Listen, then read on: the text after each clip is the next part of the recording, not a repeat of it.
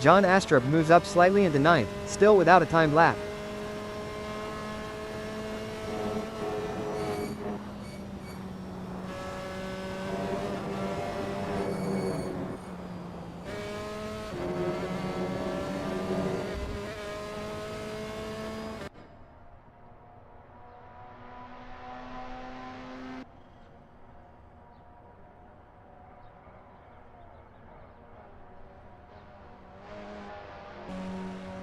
Greg Sabo remains in 6th position. Many teams will be switching focus from initial setup to performance runs now.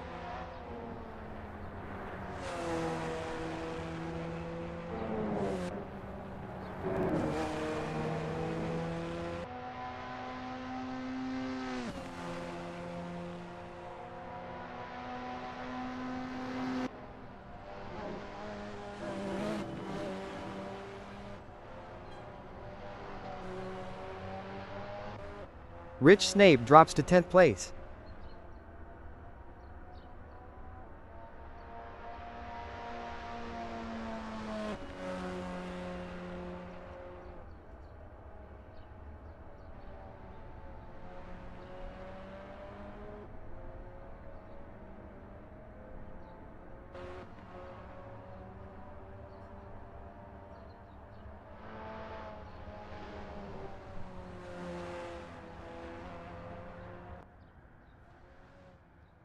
Jimmy Lindo goes fastest. A 1:34.900 puts him P1. That's a superb lap, less than a tenth quicker than Kochish, really pushing hard now.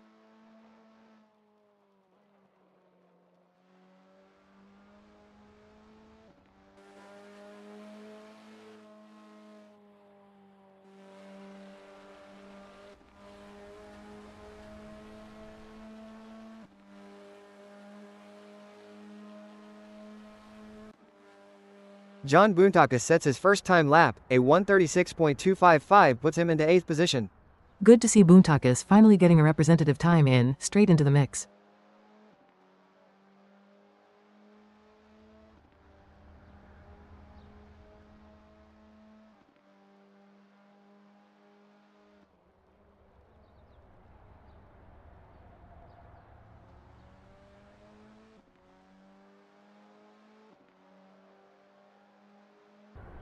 Greg Sabo drops a spot to 7th.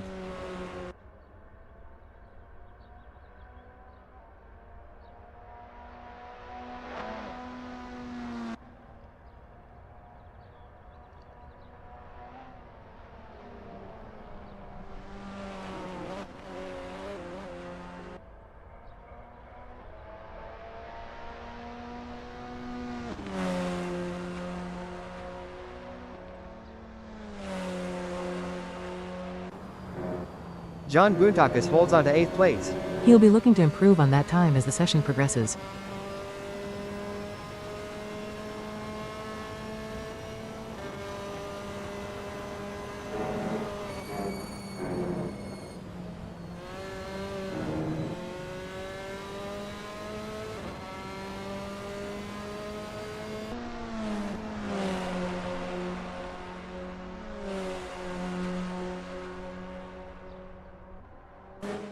Daniel Kochish drops to 3rd place.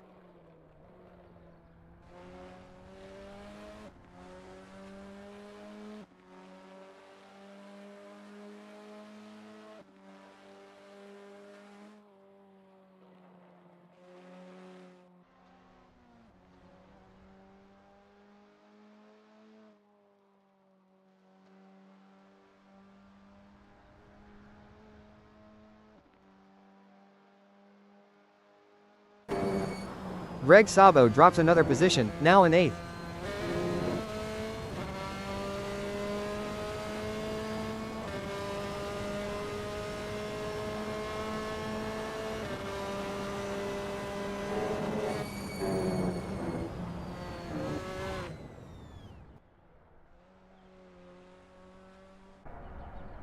Phil Bodkin holds on to 7th place with his earlier time. He'll be looking to put in another run soon to try and climb the order.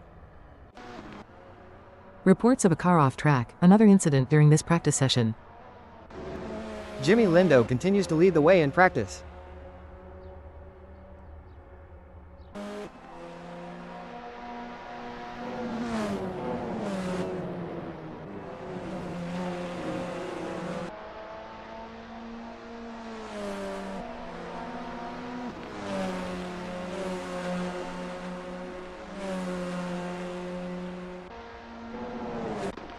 Another car has gone off, yellow flags waving. Chris Stokes improves his time to a 136.752 but drops to 11th. The midfield is incredibly tight, every tenth makes a big difference. Rich Snape logs his first time, a 136.267 puts him into 10th.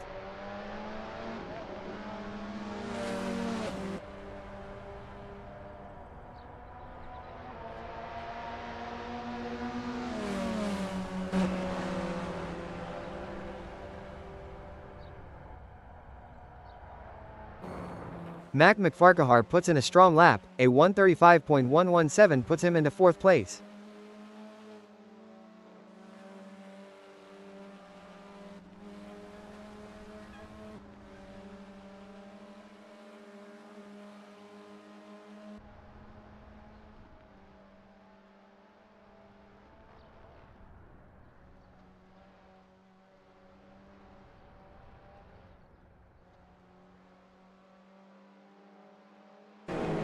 John Boontakas drops back a position to 9th.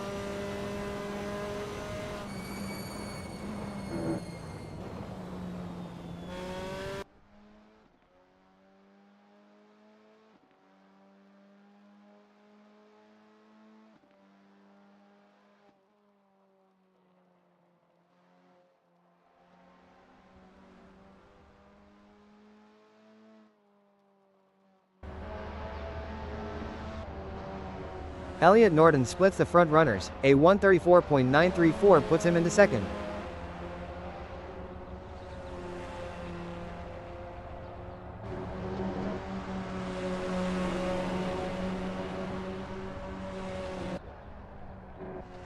We have reports of an incident on track, a car has gone off. Mac McFarquhar holds on to 4th place. Joel Lemerick logs a time, a 135.466 puts him into 6th. That's a solid start from Lemerick, straight into the top 10.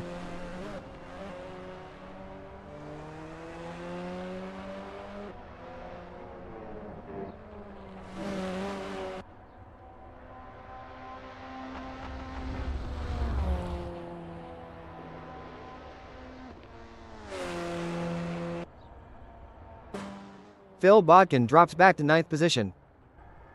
Another car has gone off the circuit, caution flags out. Jimmy Lindo remains at the top of the timing sheets. He set that time a little while ago, the track might still be improving.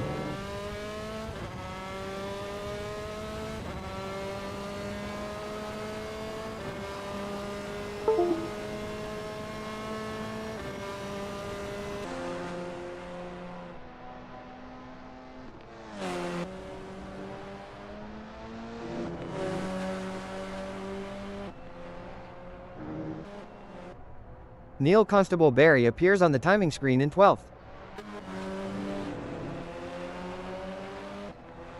Trouble for a car out on track. Neil Constable Barry remains in 12th position, still yet to set a time lap. He's likely waiting for conditions to settle or perhaps running checks after those recent incidents. Chris Stokes improves his time to a 136.653 but stays in 11th. He's chipping away at it, trying to find that extra bit of pace.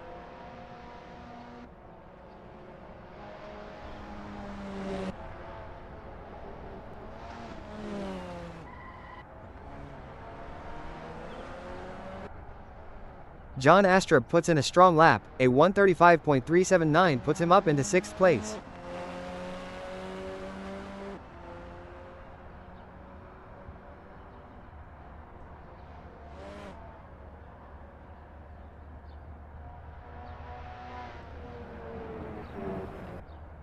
And there's a car off, another incident on track. Daniel Kochish drops a spot to 4th. His early time is still competitive, but others are starting to close the gap.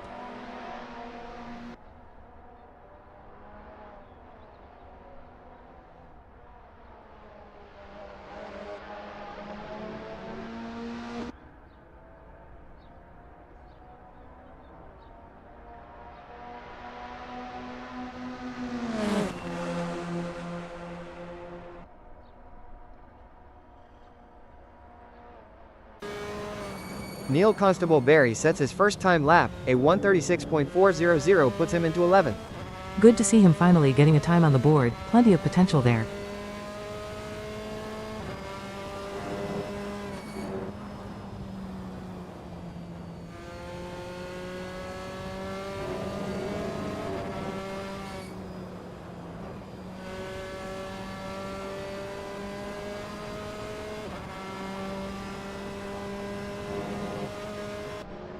Greg Sabo finds some time, a 1:35.511 puts him into 7th place.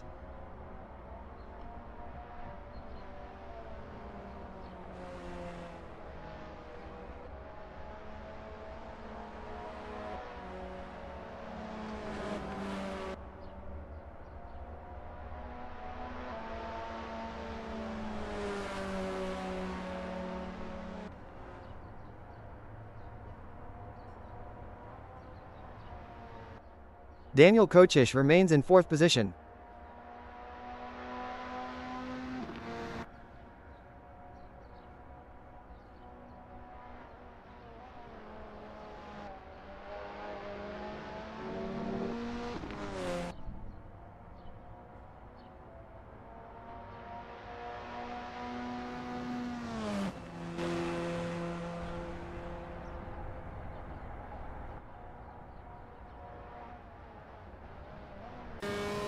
Rich Snape improves his time to a 1:35.743 and moves up to 8th.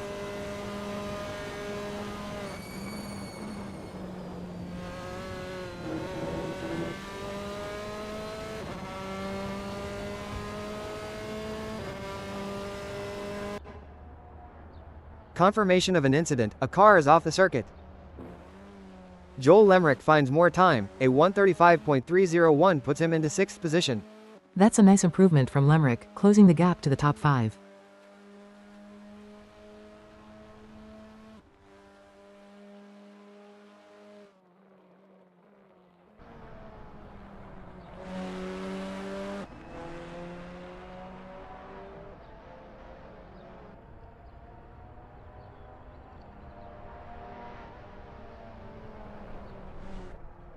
Rich Snape holds on to 8th place. He'll be looking to find a few more tenths on his next run.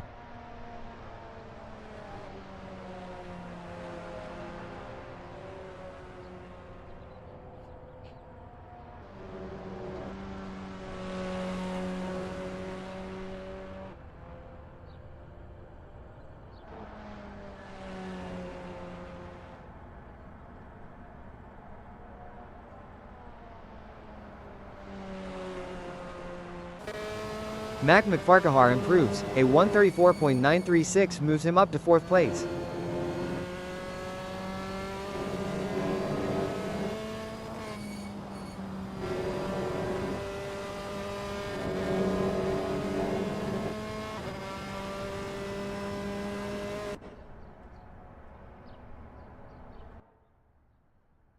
We have reports of a car off track, an incident somewhere on the circuit. Neil Constable Barry remains in 11th position.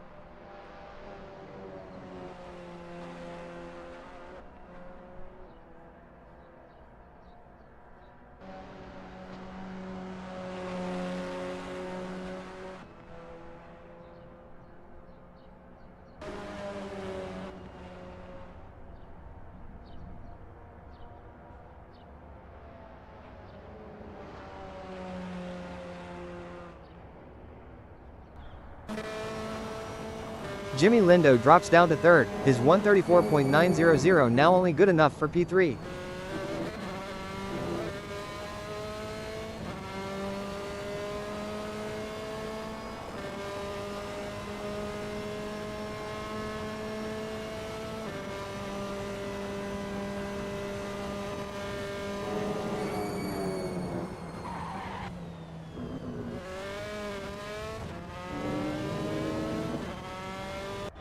Mac McFarquhar holds on to 4th place.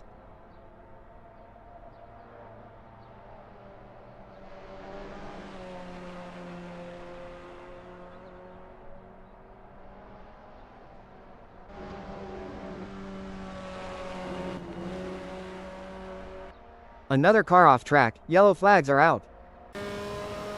John Astrup improves his time, a 1:35.053 puts him into 6th place.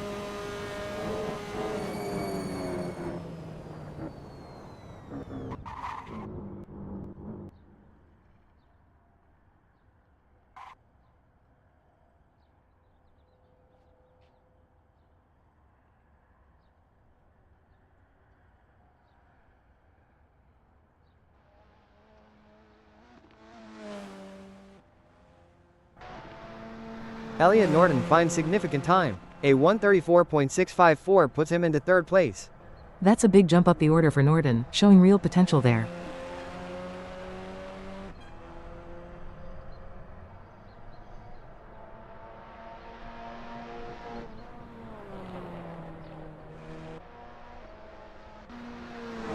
Looks like we have another car that's had an incident.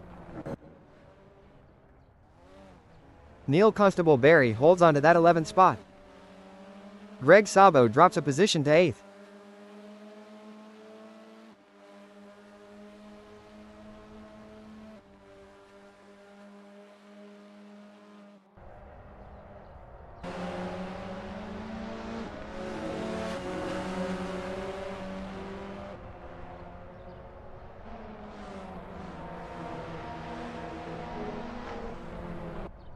Chris Stokes drops back to 12th.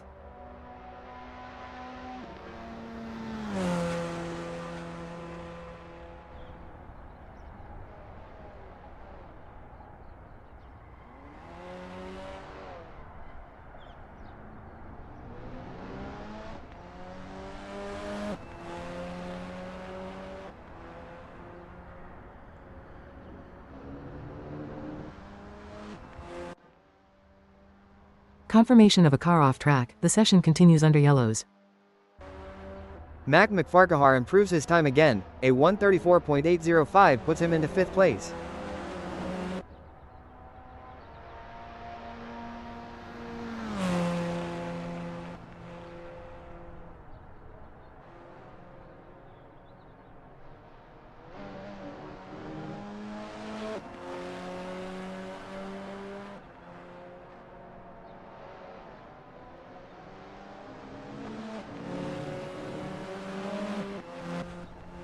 Rich Snape finds time, improving to a 1:35.346 and moving up to 7th.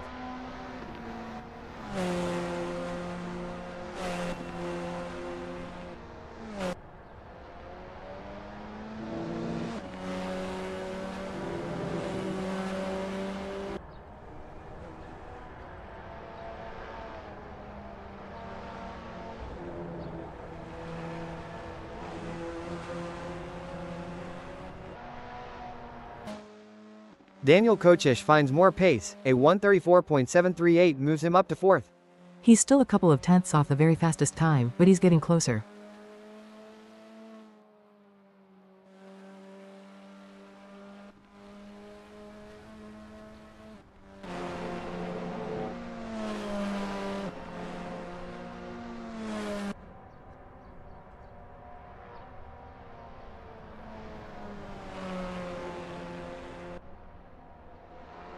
A car is off the track, looks like there's been contact somewhere.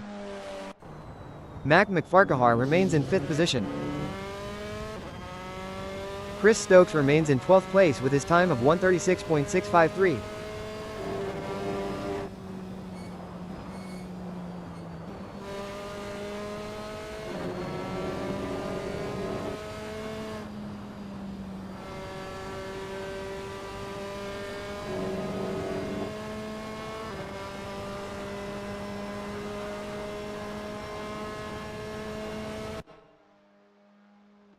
David Constable Barry is now listed in 13th position, yet to set a time.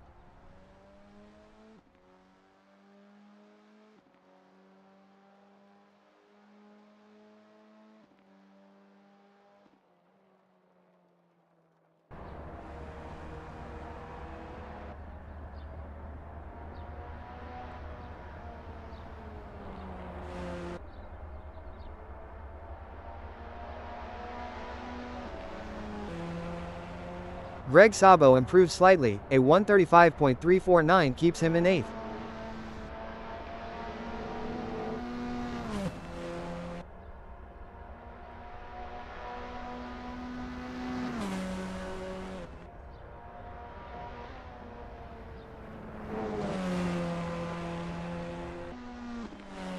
Yellow flags are out, a car is off the circuit.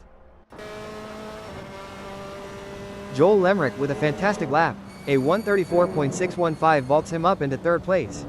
That's a huge jump up the order, showing the potential in that car and driver combination.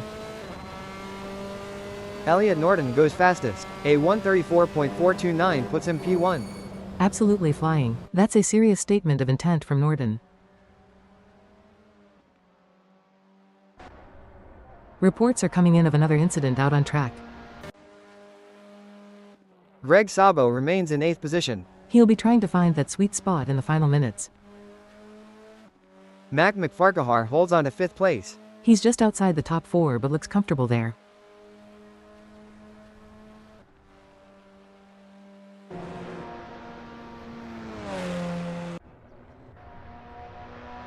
Confirmation of a car off track, yellow flags are displayed. John Astrup jumps to 2nd place. A 134.538 puts him right up there. Fantastic lap from Astrup, showing incredible pace in the final part of the session. Neil Constable Barry improves his time to a 135.984 but stays in 12th. Every lap counts as they try to optimize their setup before qualifying.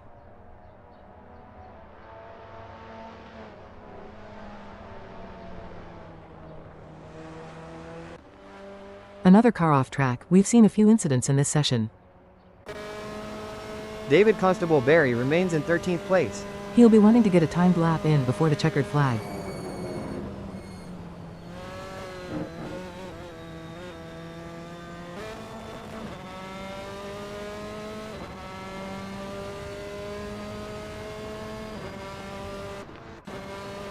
Yellow flags are waving. We have another car off the circuit. Elliot Norton is still fastest as the session winds down. That time looks solid. It will be tough to beat in these final minutes.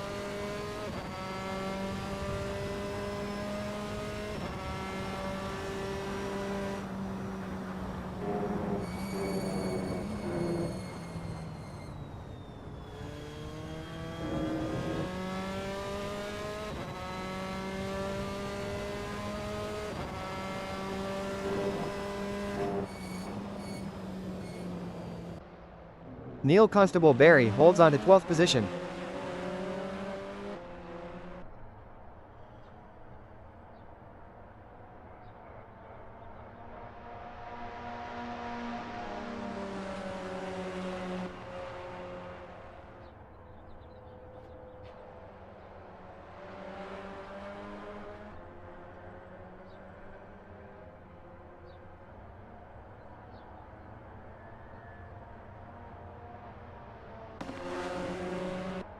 John Astrup remains in 2nd place with that impressive lap. He's less than 2/10 off the fastest time, shows he's got the pace.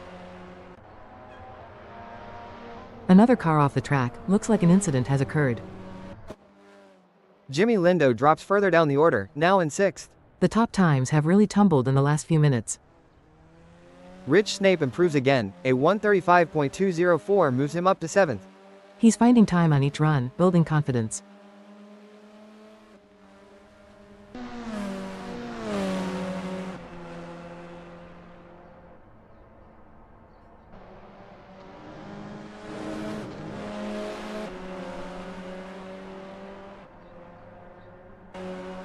John Astrup holds on to 2nd place as the clock ticks down.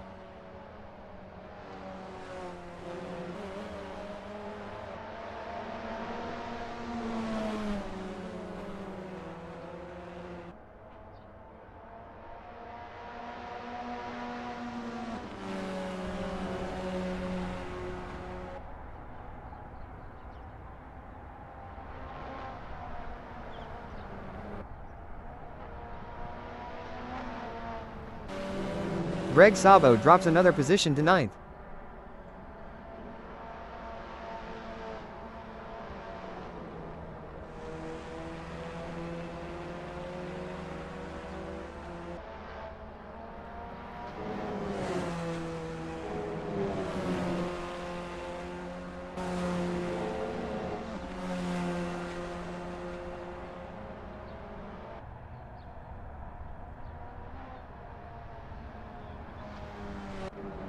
Chris Stokes improves his time significantly. A 135.225 puts him into 8th.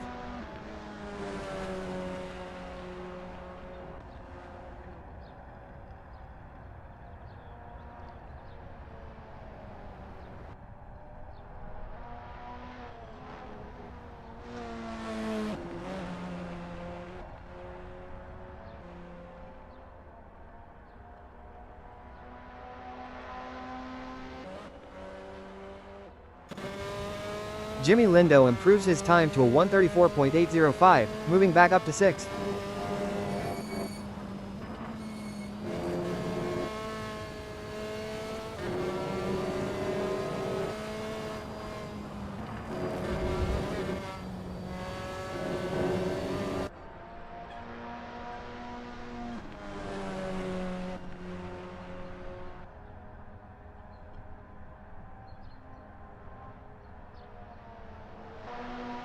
Rich Snape remains in 7th place as we head into the final minutes.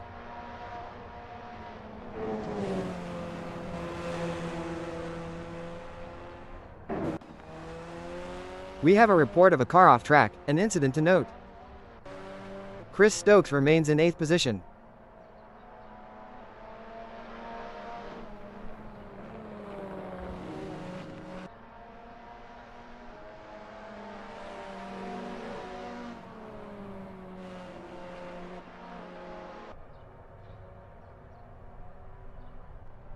Another car has gone off the circuit, caution flags are out. Mac McFarquhar improves his time to a 1:34.642, moving up to 5th. That's a strong lap from McFarquhar right at the end of the session. Jimmy Lindo drops a position to 6th.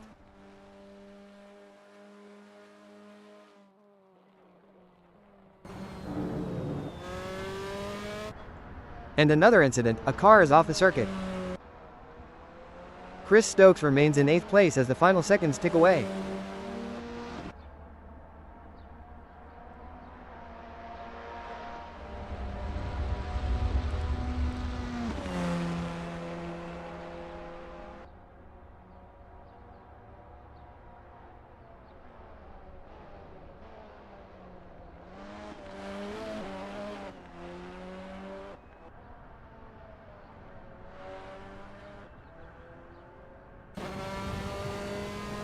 McFarquhar holds on to 5th place as the clock counts down to 0, drivers finishing their final laps now.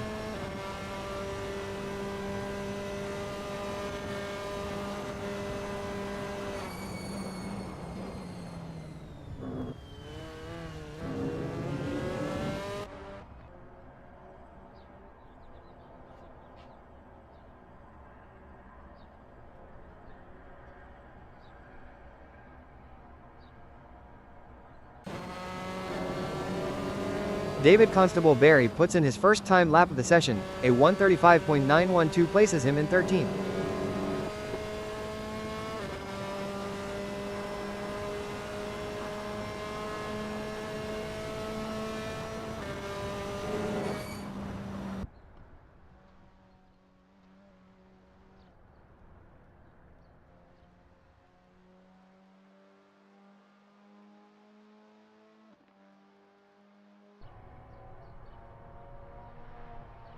Jimmy Lindo improves his time considerably, a 1:34.488 sees him jump to 3rd.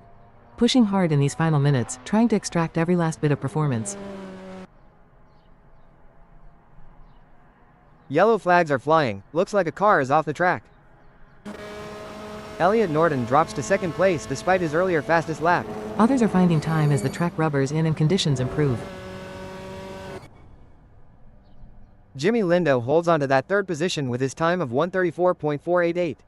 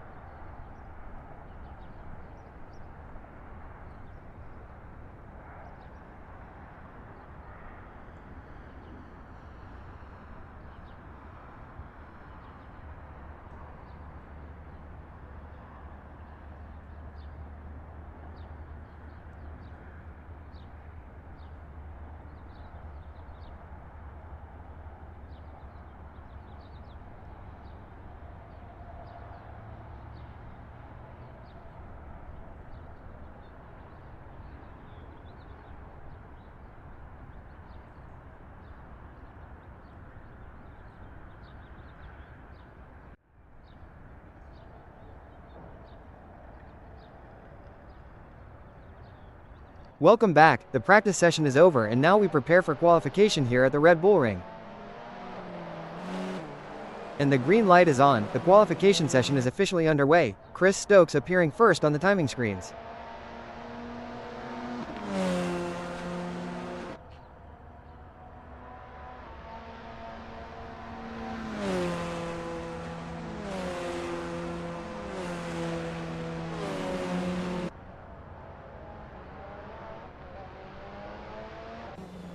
Jimmy Lindo is listed in 4th position as cars head out onto the circuit for their qualifying runs.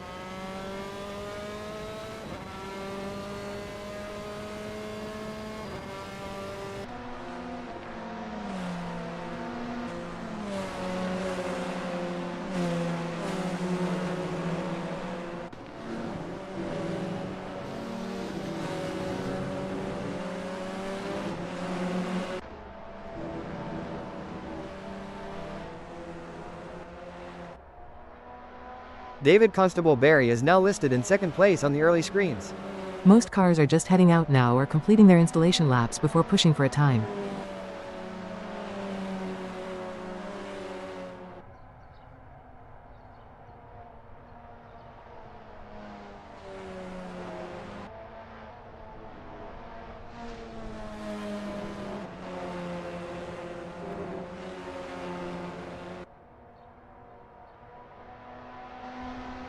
Elliot Norton slots into 3rd on the timing monitor. Nobody has set a representative lap time yet, the real action is still to come. Chris Stokes drops down to 10th place as more drivers appear on the timing screen.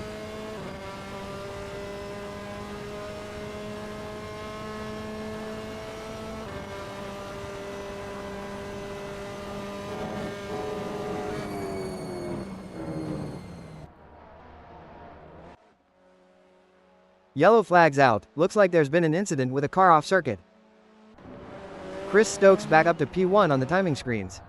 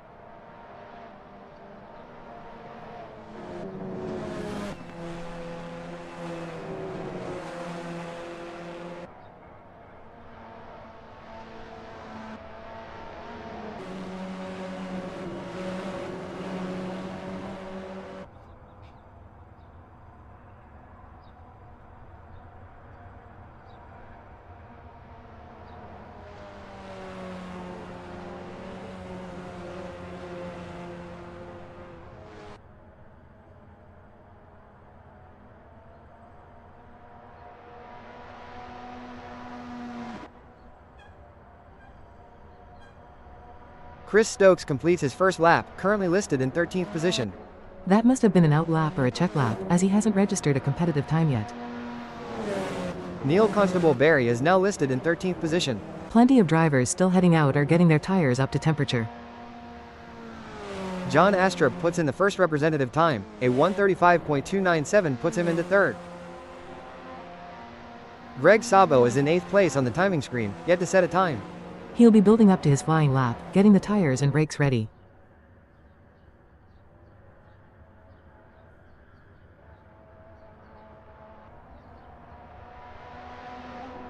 David Constable Barry logs his first time of the session, a 1:35.685 puts him into 6th place.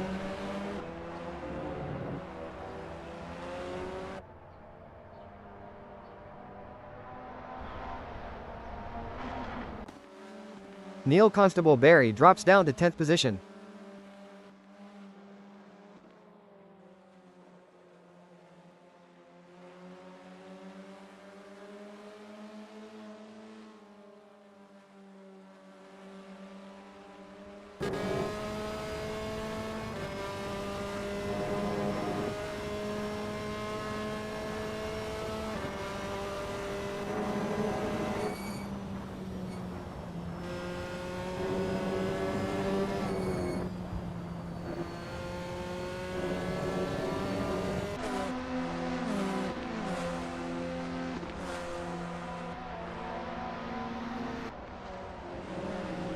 Neil Constable Barry sets his first time lap, a 1:35.629 puts him into 5th. That's a good lap right at the end, puts him firmly in the mix. John Astrup improves his time to a 1:35.056 but drops down to 5th. Phil Bodkin registers his first time, a 1:36.327 puts him into 10th place. Not the fastest time we've seen, but it puts him on the board.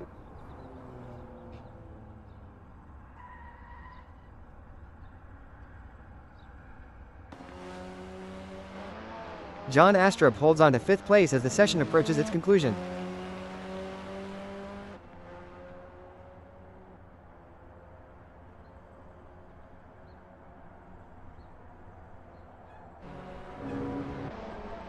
Jimmy Lindo sets his first time, a 1:34.910 puts him into 4th place.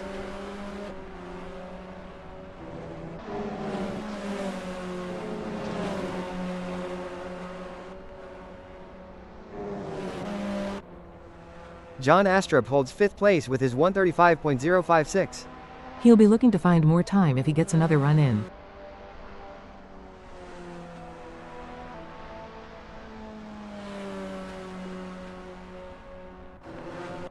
Jimmy Lindo is currently in 4th position on his first time lap.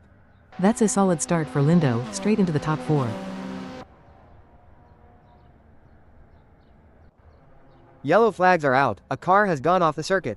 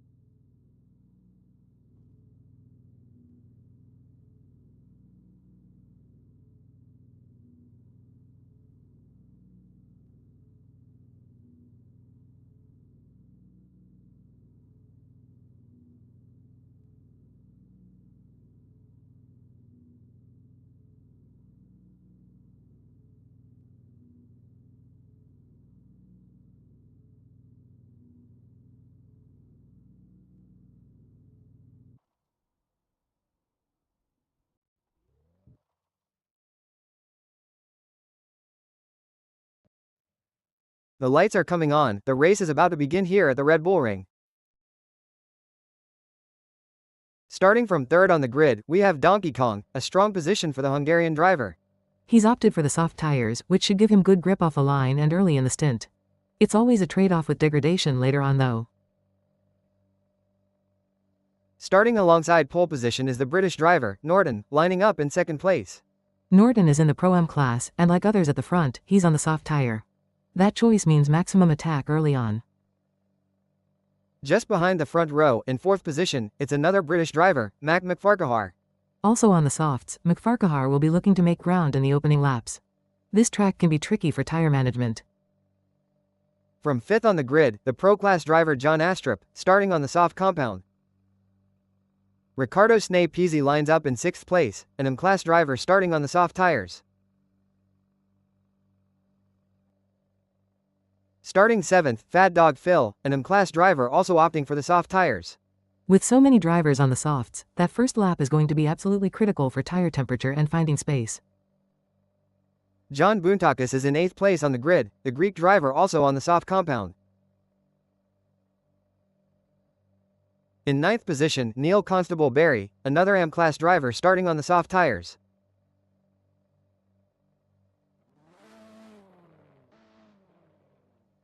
Starting 10th, the Pro-Am class driver, David, lining up on the soft compound. That's a lot of soft tires in the top 10. It suggests a strategy of pushing hard from the start. In 11th place on the grid, it's the Pro-Am driver, Chris, starting on the soft compound tires. He'll be looking to make up ground quickly from there, especially with the softs. Starting from 12th, Sabo, the AM-class driver also on the soft compound. Even from 12th, the soft tire gives you options to attack in the early laps. In 13th position, it's Lemrick, the AM-class driver starting on the soft tires.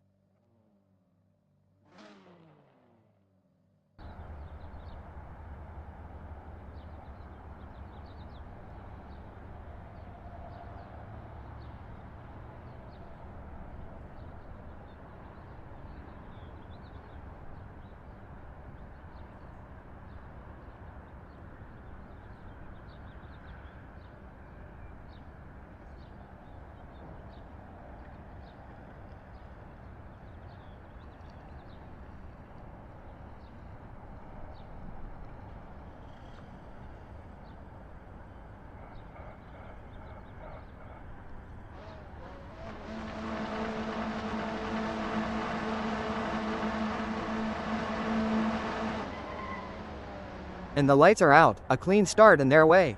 Get the tire temperature up, get through the first corner cleanly, that's the priority right now.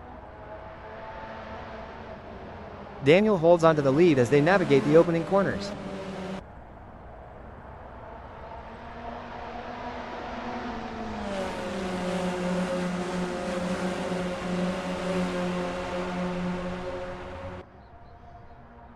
Košić maintains the lead he started with, holding on to P1 through the first sequence of corners. Holding the lead early is crucial, it allows you to dictate the pace and stay out of trouble behind. Yellow flags in Sector 1, a car is off the circuit.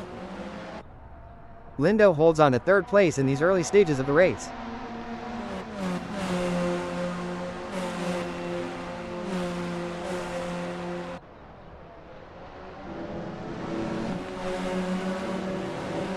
Jimmy Lindo maintains his starting position, running in third place. He's in a good position to watch the leaders and wait for an opportunity.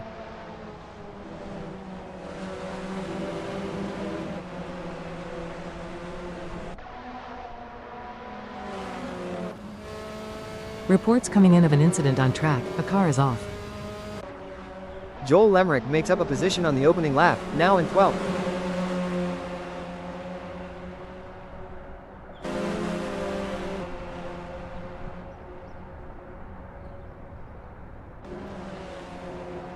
Lemrick gains a spot, up to 12th on the opening lap.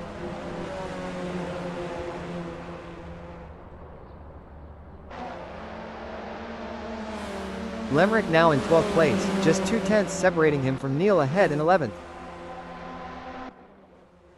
John Astrup is running in 5th place, right on the tail of Mac McFarquhar in 4th. A car has gone off the track, looks like there's been an incident. Snape is in 10th place, with Lemrick right behind him just a 10th away. That's a close fight for 10th, both drivers pushing hard on this opening lap. Snape holds on to 10th place, the pressure is on from Lemrick behind. A 10th is nothing at this speed, Lemrick will be looking for any opportunity to make a pass. Rich Snape moves up a position, now running in 9th. John Astrup remains in 5th, the gap to McFarquhar in 4th is now 3/10.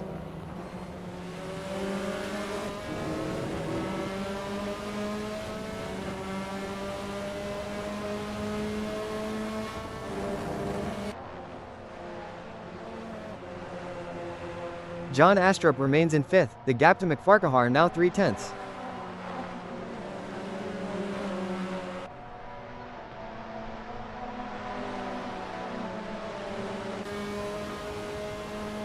Norton is in 3rd place, just under half a second behind Lindo in 2nd.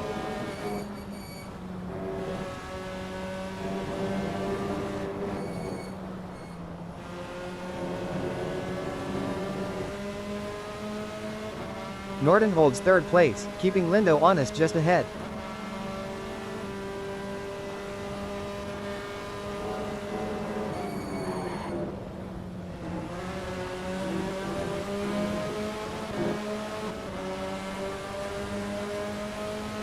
John Astrup sets his first time lap and is running in 5th place, just 2/10 off McFarquhar in 4th.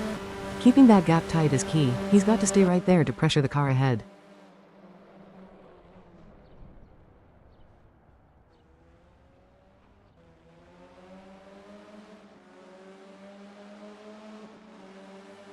John Astrup holds 5th, looking to close the gap to McFarquhar. Neil Constable Barry is in 10th place, just a couple of tenths behind Snape in 9th. He's got to stay close, look for opportunities to pass as the race develops. We have an incident, a car is off the circuit. Jimmy Lindo is putting the pressure on Norton for 2nd, just a 10th between them. This is a great battle shaping up for P2, they're nose to tail.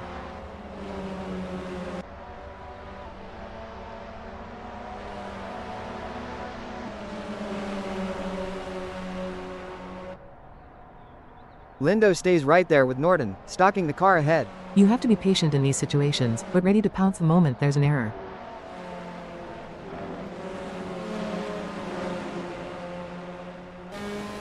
Mac McFarquhar in 4th place, 3/10 behind Lindo.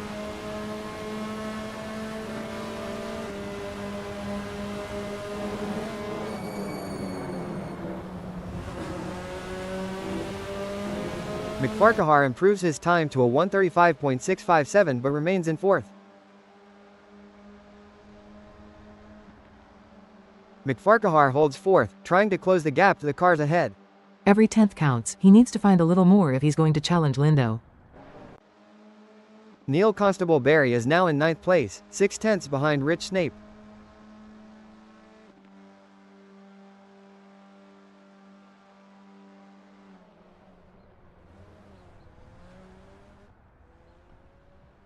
Constable Barry in ninth, trying to close that gap to Snape.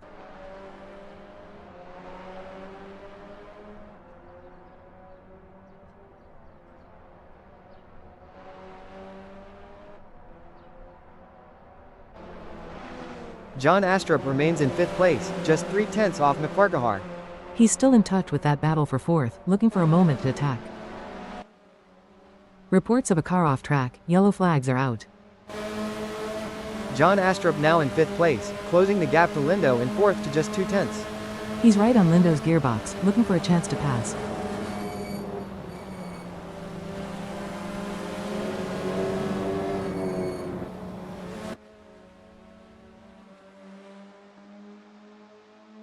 Astrup stays tight behind Lindo, the pressure is building.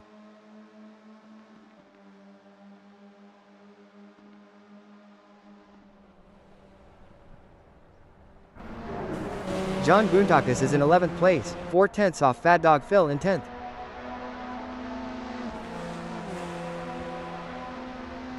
Boontakis holds 11th place, closing slightly on Bodkin. Boontakis improves his lap time significantly, a 1:35.788, but remains 11th. Fat Dog Phil is in 10th place, just a 10th ahead of Boontakis behind. Trouble out on track, reports of a car off the circuit. Fat Dog Phil holds 10th, the gap to Boontakis in 9th now up to 7/10. Fat Dog Phil holding that 10th position. He's got a small buffer now to Boontakis, but needs to keep pushing.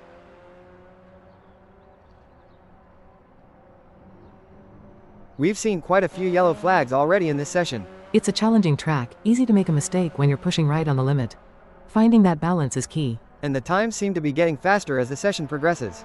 Yeah, the track is rubbering in nicely, and the drivers are getting more comfortable. Those early times can often be beaten by quite a margin later on, as I found myself. We still have a good amount of time left for drivers to improve.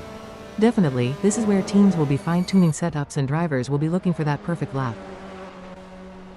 Neil Constable Barry makes up a position, now in 8th place, 8/10 behind Snape. He's put in a good lap there to gain that spot, now he needs to close the gap ahead.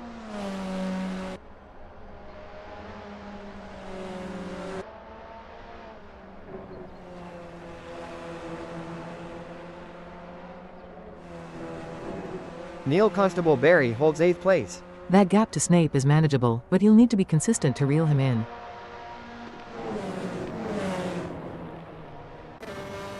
Jimmy Lindo drops a position to 4th, now 9/10 behind McFarquhar in 3rd. He seems to have lost a bit of pace on that last lap, perhaps managing the tires.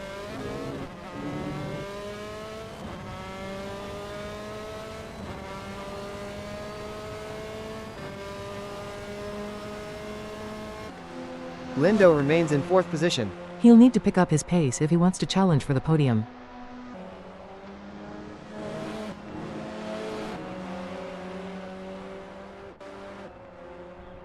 Greg Sabo is now in 10th place, over a second behind Boontakis in 9th. He's put in a decent lap there, but he's got work to do to close that gap.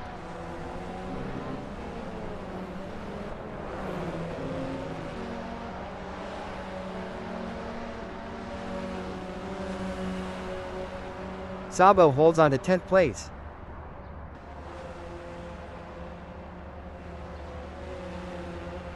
We've seen some intriguing battles unfolding further down the order. Yeah, the focus is often on the front, but maintaining position or making gains in the pack requires real concentration, especially on tire management. The soft tires seem to be holding up reasonably well so far for most. It depends entirely on how hard they've pushed. You can destroy them in a couple of laps if you're too aggressive, but if you manage them, they give great performance. We're approaching the halfway point of the race now. Drivers will be getting into a rhythm now, but they'll also be thinking about the final few laps and if the tires will last or if a different strategy might have been better. It's always a gamble. Greg Sabo remains in 10th place, the gap to Boontakas now 9/10. He's clawed back a little bit of that gap on that lap.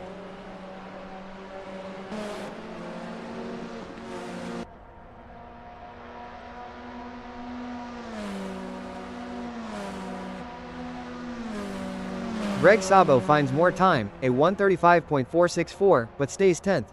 He's putting in consistent quick laps, which is exactly what you need to do to close a gap. The race seems to be settling into a rhythm now, but those gaps are still fluctuating. That's the tire management coming into play. Some drivers might be looking after them, others pushing harder hoping for a late race advantage. We're seeing some good consistency from the leaders though. Absolutely. To maintain position at the front, you need to be relentlessly consistent lap after lap. It's physically and mentally demanding. Any predictions for the closing laps? It's too early to say for sure. If the soft tires start to fall off a cliff, we could see some big changes in the final 5 laps. Or if someone has saved their tires better, they might be able to attack. Chris Stokes moves up to 6th place, 7/10 behind Jimmy Lindo in 5th.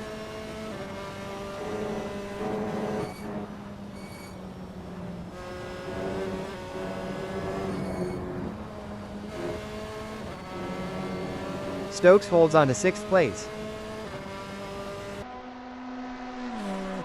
We're seeing some close racing in the midfield, which is always good to watch. Absolutely. Those positions might not be for the lead, but for the drivers involved, it's just as important. Every place gained or lost means a lot for championship points or just personal pride.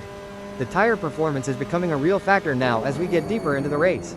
Yes, this is where drivers who have been aggressive might start paying the price, while those who've managed them could find extra pace. It's a delicate balance I had to learn the hard way myself. With only 8 laps remaining, strategies might start to unfold. Some drivers might be thinking about pushing hard for a final run, while others will just be focused on bringing the car home cleanly and protecting their tires to the flag. Chris Stokes holds 6th, the gap to Lindo in 5th is now 6/10.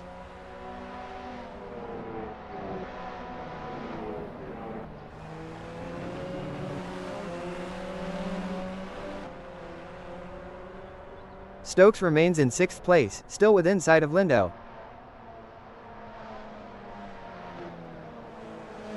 We're into the final third of the race now, the tension is starting to build. This is where the tire management decisions really pay off or come back to bite you.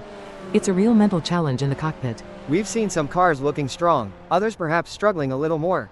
Finding that sweet spot with the car balance and keeping the tires alive while still pushing is incredibly difficult.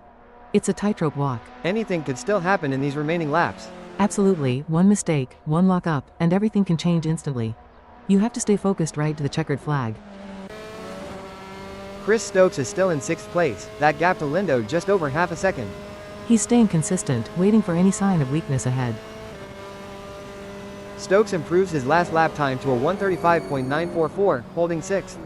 That's a much better lap from Stokes, closing on Lindo now.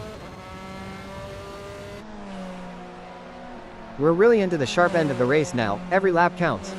This is where you really feel the pressure in the car. You're managing the tires, trying to maintain lap time, and watching your mirrors all at once. The gaps seem relatively stable at the front, but there's still plenty of action further back. Even small gaps can be overcome if a driver finds some extra pace or the car ahead makes a slight error. You've got to keep the pressure on constantly. With only a handful of laps left, the focus shifts to bringing the car home. Exactly. It's about consistency and precision. Trying to avoid those last lap mistakes that can cost you dear after all that hard work. Jimmy Lindo drops a position to 6th, now 8/10 behind Stokes in 5th. He's losing a bit of time now, perhaps the soft tires are starting to fade for him.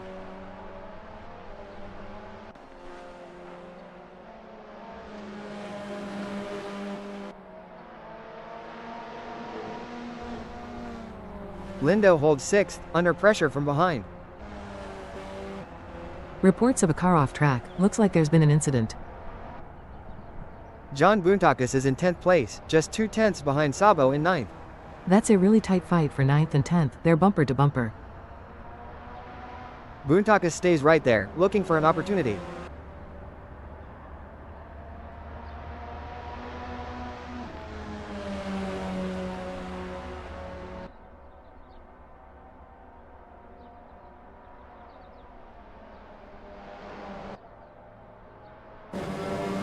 Greg Sabo is in 10th place, 4/10 ahead of Boontakas in 9th.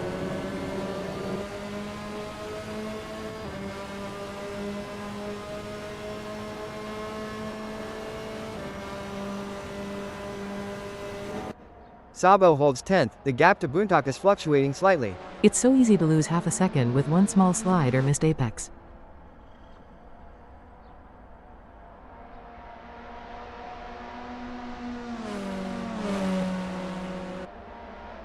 Elliot Norton is running in second place, 7/10 behind the leader Donkey Kong.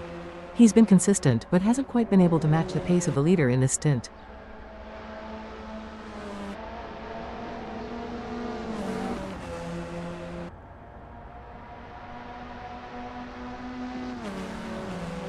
Norton holds on to second place.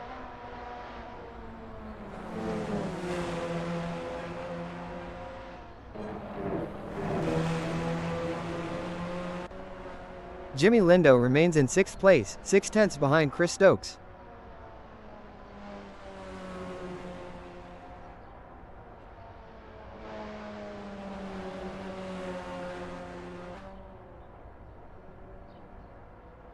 Lindo holding 6th as the race heads into the final few laps.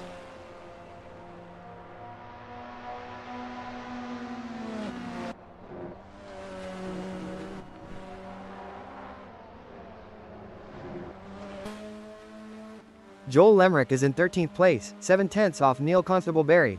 He's put in a decent lap there, but it's a bit late to make up significant ground unless someone ahead makes a mistake.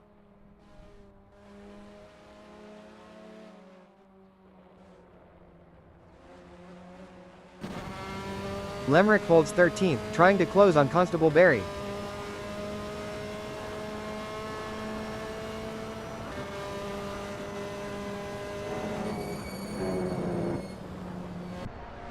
Elliot Norton closes the gap slightly to the leader, now just half a second back in second.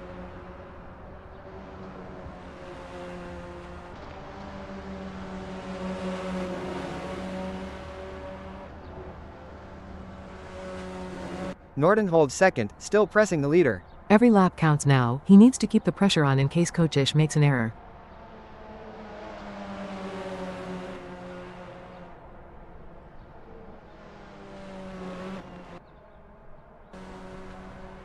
Jimmy Lindo is still in 6th place, 5/10 behind Stokes in 5th. He's managing that gap, not losing any more time, but not really closing either.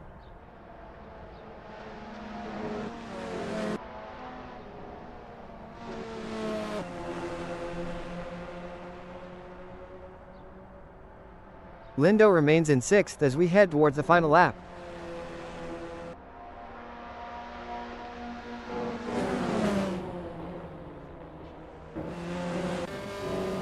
David Constable Barry is now in 13th place, over 2 seconds behind Lemrick in 12th. Reports of a car off track, late drama in the race. Jimmy Lindo improves his time to a 1:35.623 and remains in 6th. He's found some pace on this second to last lap, maybe a final push.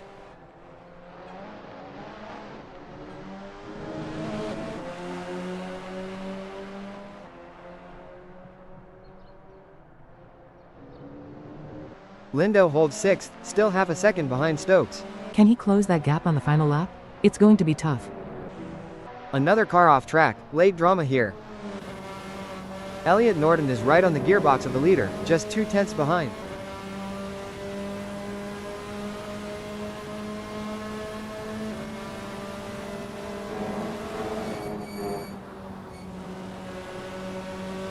Norton is applying huge pressure to Coachish heading onto the final lap. This is it, the final chance to make a move.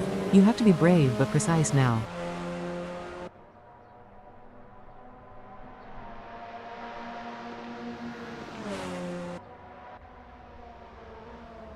Chris Stokes remains in 6th place as they head towards the finish line. He's got that half-second gap to Lindo ahead, looking to secure the position.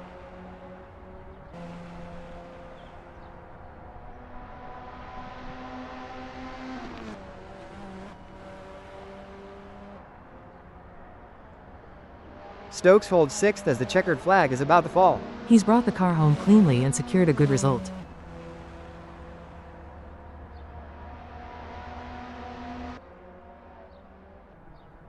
Donkey Kong comes across the line to finish in 2nd place. A strong finish from him, just half a second shy of the win after a hard-fought race.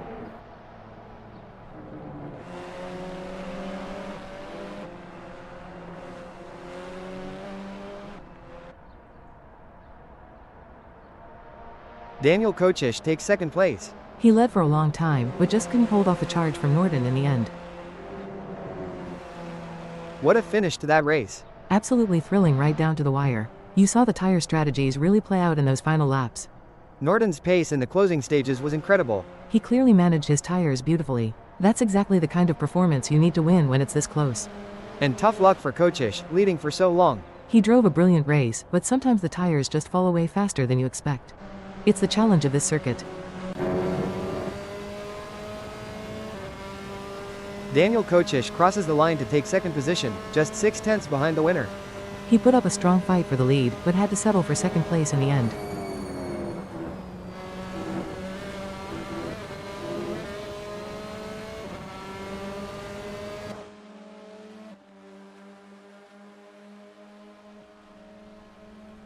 Daniel Kocic brings the car home in second place after a strong drive.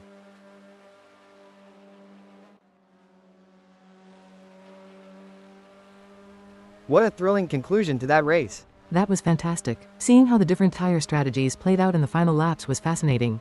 Norden really put in a masterclass drive in the closing stages. He absolutely did. Finding that pace on potentially worn soft tires is incredibly difficult. It takes real skill and nerve.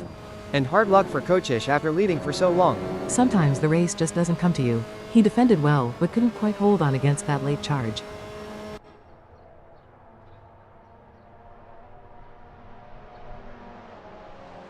Daniel Kocic is in second place as they start this final lap, 9/10 behind Norden. That gap is going to be tough to close on the last lap. He'll have to push absolutely flat out.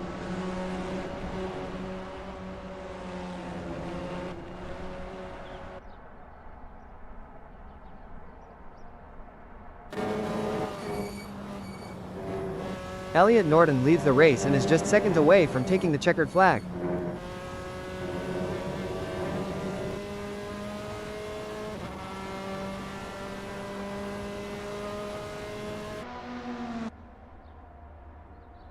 Elliot Norden takes the checkered flag. He wins the race, a fantastic drive from second on the grid.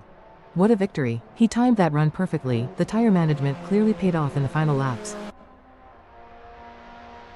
Daniel Kocic crosses the line in second place, unable to hold onto that pole position advantage. He led for a significant portion of the race, but couldn't quite fend off the challenge in the closing stages. Mac McFarquhar finishes in third position, securing a podium place. A really solid performance from McFarquhar, moving up one spot from his starting position to claim a podium. And across the line come John Astrup in fourth, Jimmy Lindo in fifth, Chris Stokes in sixth, and Rich Snape finishing in seventh. Rounding out the top 9, Neil Constable Barry finishes in 8th and John Boondakis comes home in 9th. Joel Lemrick finishes in 10th place. Greg Sabo crosses the line in 11th position. Phil Bodkin finishes the race in 12th place.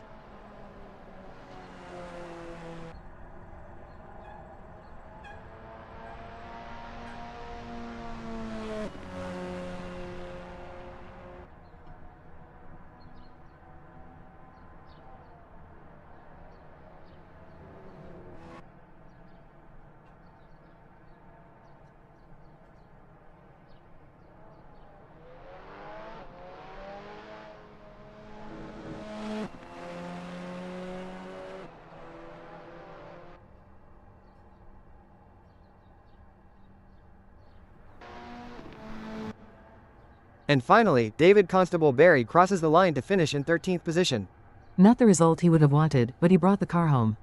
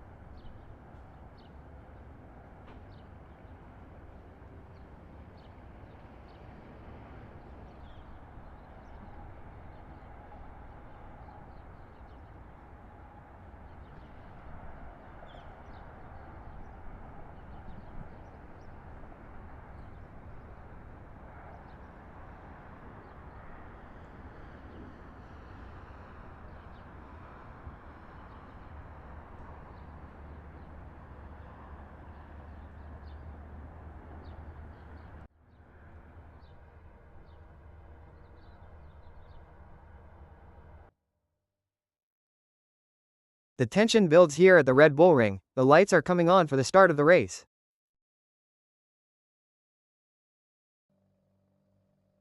Starting from pole position, Fat Dog Phil, a fantastic effort in qualifying for the English driver. He's on the soft tire, a common choice for the front row. It gives you that initial launch, but managing it over the race distance will be his challenge. Starting from third on the grid, Sabo, the Italian driver, also on the soft compound. In fourth place, it's another Italian, Joel Lemrick, also opting for the soft tires.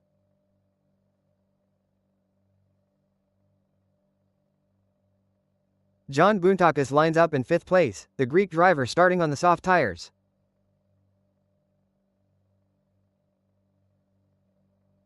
In sixth position, Neil Constable Barry, the British driver on the soft compound.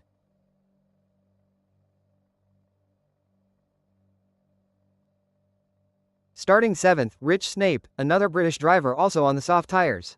The AM-class drivers are showing strong pace in qualifying, holding many of these top spots.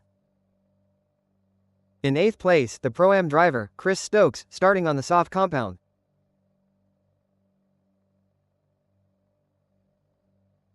Lindo is in ninth position on the grid, the AM-class driver also on the soft tires.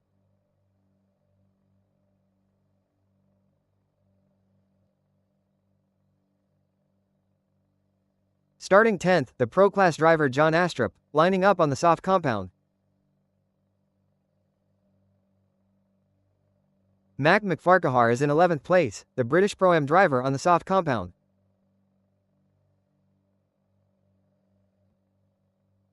Starting from 12th, Kosic, the Hungarian driver, also on the soft compound.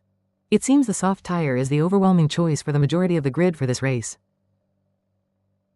In 13th position, Elliot Norton, the British Pro-Am driver, starting on the soft tires.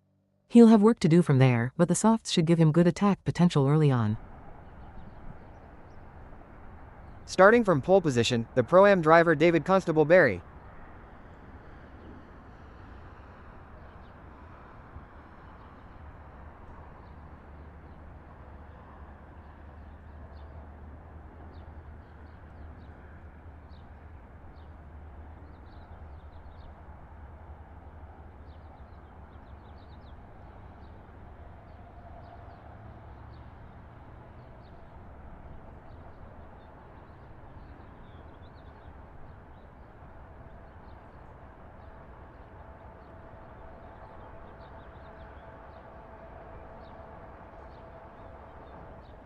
And the lights go out, the races go at the Red Bull Ring.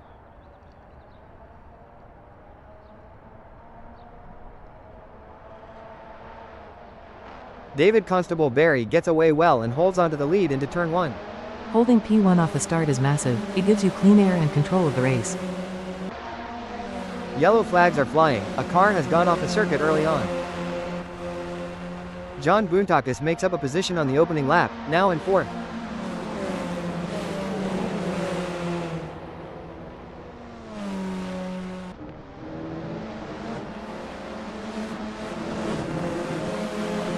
Boontakis up a spot to 4th on the opening lap. He's made a good start, finding his way through the pack.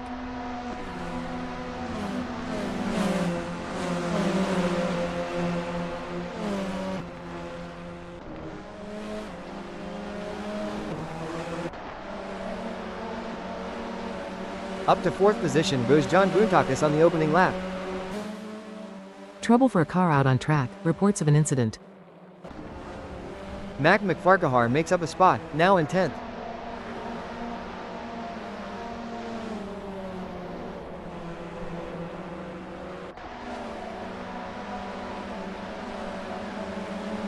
McFarquhar gains a position on the first lap, up to 10th.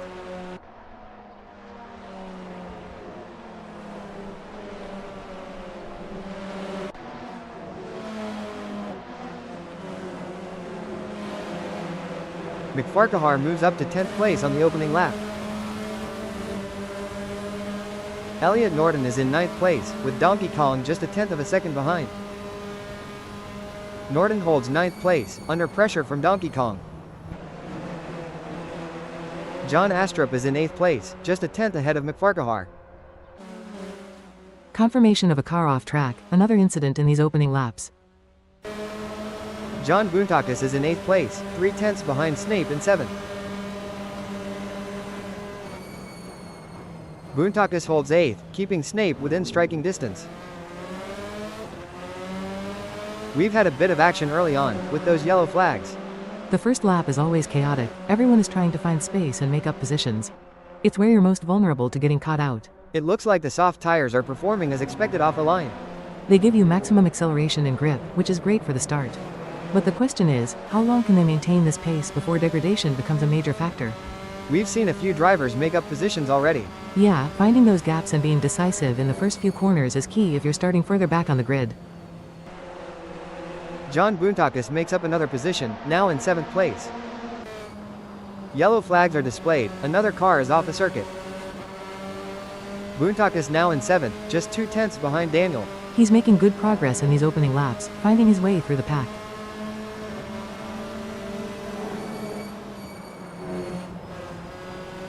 Boontakis holds 7th place. He's right on the tail of the car ahead, looking for a chance to pass.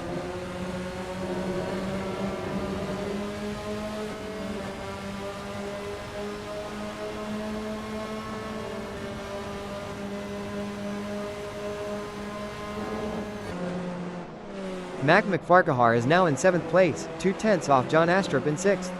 Another tight battle in the midfield, these two are nose to tail. Yellow flags are out, a car is off circuit. Rich Snape is in 9th place, just a 10th behind Kosic in 8th.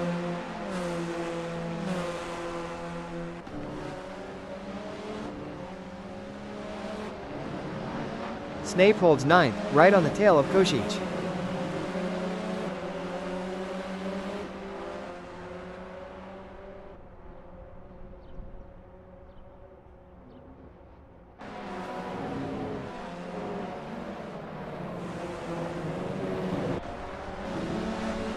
John Boontakis improves his lap time to a 1:37.530 and is in 7th place, 2/10 off Kosic.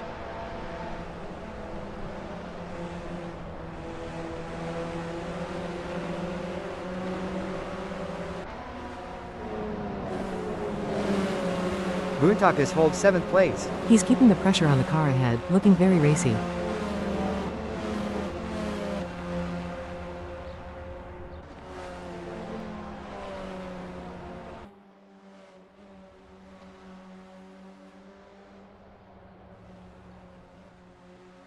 Rich Snape is in 8th position, just 4/10 behind John Boontakis in 7th. He's got to stay focused to close that gap and challenge for the place. Reports of a car off track, yellow flags are out. John Boontakis improves his time to a 1:36.826 and holds 7th, 2/10 off Daniel. He's finding more pace with each lap, getting closer to the car ahead.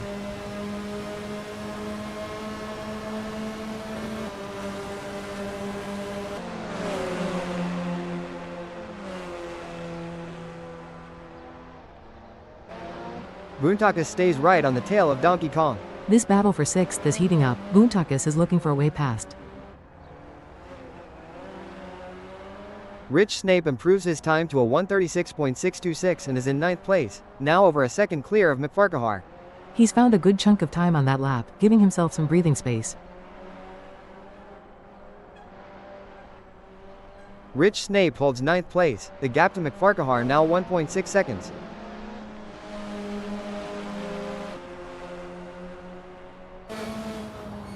Elliot Norton is in 3rd place, just a 10th behind Greg Sabo in 2nd.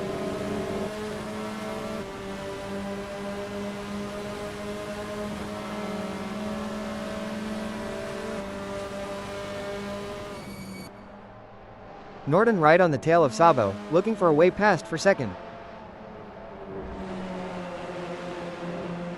We're seeing some really close battles developing throughout the field now. It takes incredible focus to maintain that kind of pressure on the car ahead, or defend when someone is right behind you. Every corner matters. The soft tires seem to be holding on for many, but for how much longer? This is the crucial phase where you start feeling the degradation. You have to adjust your driving style, maybe sacrifice a 10th here to save the tire there.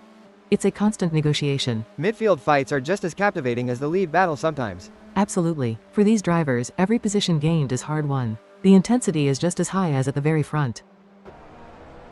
Daniel Kosic is in 6th place, 7/10 behind John Astrup in 5th.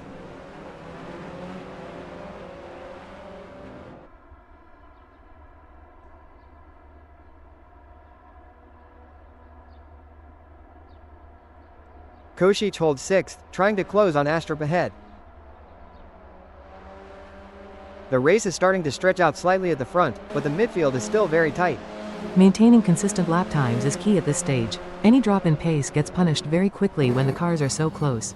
We're roughly a third of the way through the race now. Drivers will be settling into their rhythm, getting feedback from the car about how the tires are holding up. The team will be analyzing data and planning for the second half. Any predictions on who might make a move soon? It's hard to say. Sometimes you see a driver suddenly find a couple of tenths. It could be a change in conditions, tires coming into their optimal window, or just a driver really zoning in. Daniel Košić in 6th place, closing the gap to Astrup in 5th to half a second.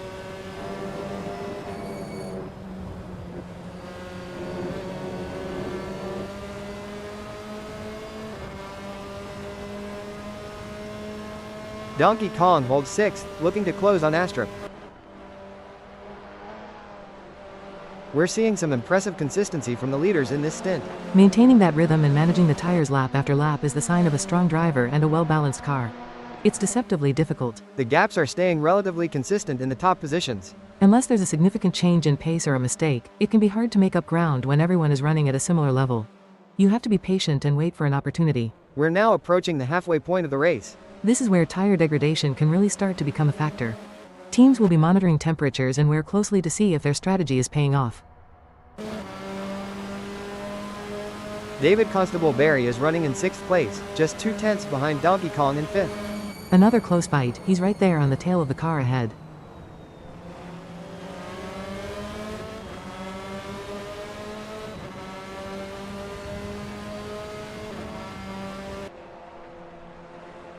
Constable Barry holds 6th place. He's applying pressure to Košić, looking for a mistake.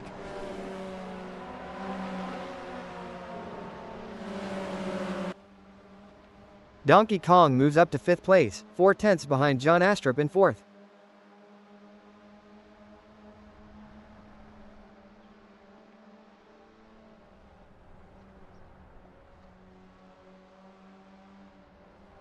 Donkey Kong holds 5th, trying to close the gap to Astrup. We've passed the halfway point now, the race is entering its critical phase. Tire degradation is definitely going to be a key factor from here on. Drivers who have pushed too hard early might start to struggle. The fight for positions in the midfield is still incredibly close. Every overtake now is hard-earned. Drivers are trying to find grip and conserve their tires while still pushing for position. It's a delicate balance. We're seeing some consistent lap times from the leaders though. That consistency is crucial. It shows good car balance and a driver who knows how to manage the tires over a stint. That's how you win races. Greg Sabo is in 7th place, just 2 tenths behind John Buntakis in 6th. Another tight battle here, they're right together on track. Yellow flags are out, a car has gone off the circuit. Mac McFarquhar is in 8th place, just a tenth ahead of John Buntakis in 9th.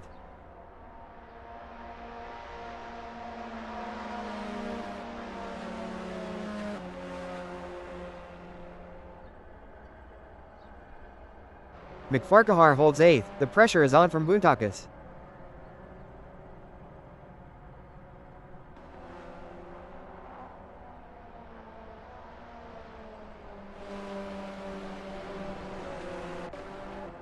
Greg Sabo is now in 10th place, 4 tenths off John Buntakis in 9th.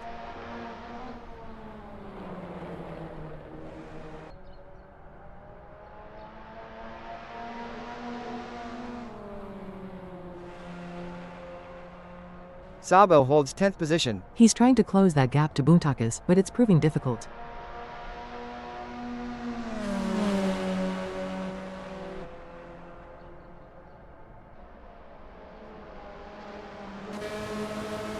Rich Snape is in 7th place, 3 tenths behind Chris Stokes in 6th.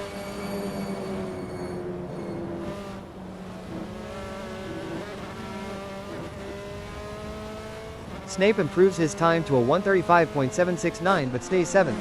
He's chipping away at the gap to Stokes, looking for an opportunity. Chris Stokes is in 8th place, now 3 seconds clear of Buntakis in 9th. He's managed to pull a significant gap on that lap, giving himself some breathing space.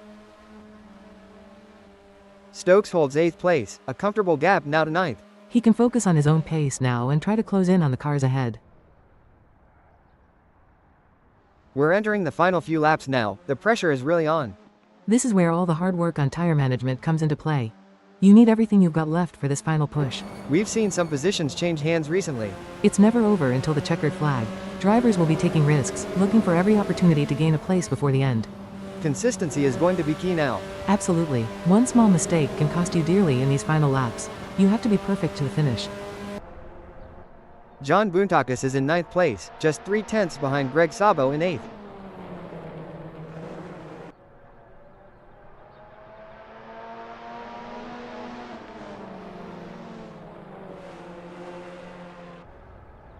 Boontakis holds 9th place, right behind Sabo.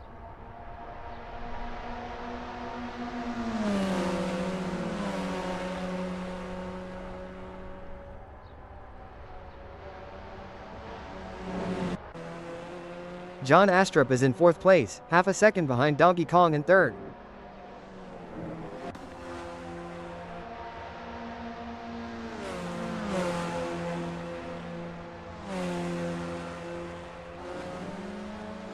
Astrup holds 4th, trying to close that gap to Kocic. He's been consistent, but needs to find a bit more pace to challenge for the podium.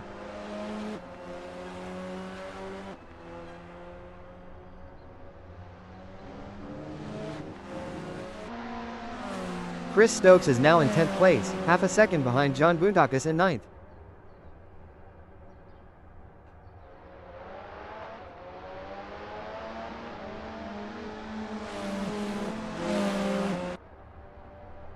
Stokes holds 10th place.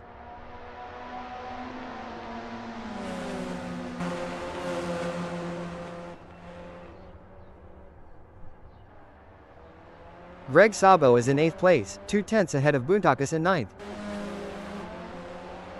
Sabo holds 8th, under pressure from Boontakis. That's a tight fight, neither driver giving an inch.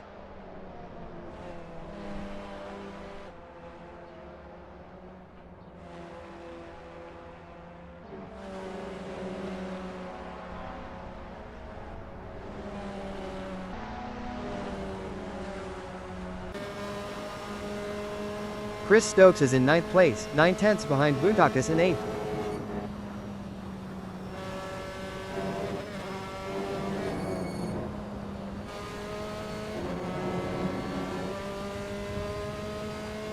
Stokes holds 9th position. That gap is starting to widen a little now. We're heading towards the final 5 laps now. The race is really hotting up. This is where bravery and consistency pay off. You have to be right on the limit, but avoid making any costly errors. The leaders seem to be holding their own for now. Maintaining that gap requires immense concentration. Any small mistake gets magnified at this point in the race. There are still some close battles throughout the field. Definitely. For every driver, their current position is the most important thing, and they're fighting tooth and nail to either defend or gain places. David Constable Barry is in 11th place, over a second behind Sabo in 10th.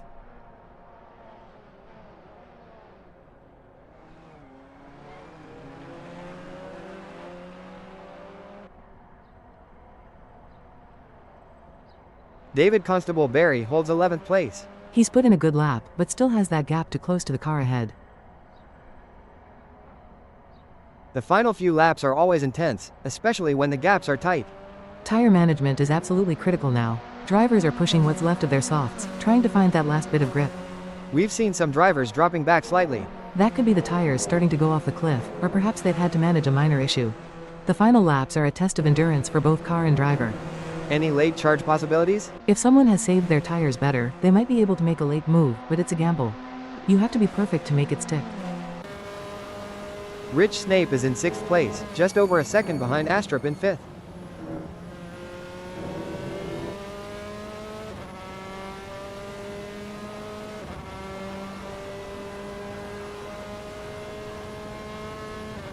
Snape holds 6th place as the race winds down. We're now into the penultimate lap. The tension is palpable. Every corner, every braking zone is critical now. One mistake can undo all the hard work of the race. The gaps are relatively consistent at the very front, but the battle for the minor positions is still very much alive. Absolutely. Finishing strong and maximizing your points haul is just as important for the drivers further down the order. It's going to be a sprint to the finish line. Everyone will be pushing right to the checkered flag, trying to gain or defend every single position. Mac McFarquhar is in 7th place, 1.3 seconds behind Rich Snape in 6th. He's got some work to do to close that gap in the final laps.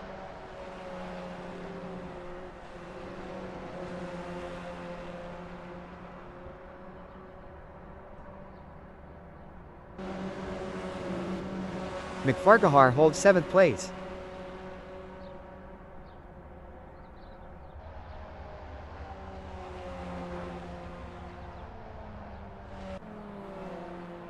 Chris Stokes is in 9th place, 1.6 seconds behind John Boontakis in 8th. That gap is quite significant with only a couple of laps left.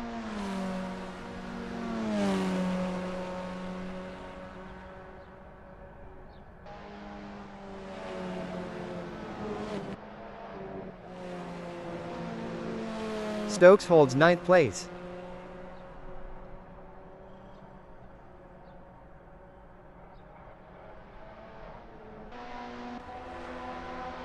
Rich Snape remains in 6th place, now 1.1 seconds behind Astrup in 5th.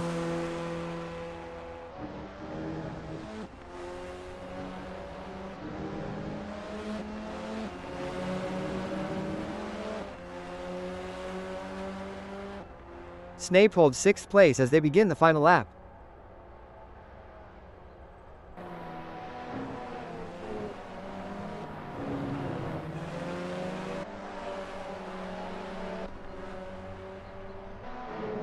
Donkey Kong is in 3rd place, 1.6 seconds behind Lindo in 2nd.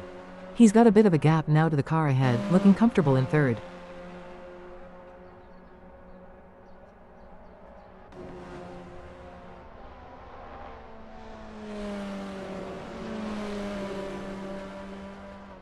Donkey Kong holds 3rd as they start the final lap. He looks set for a podium finish unless something unexpected happens.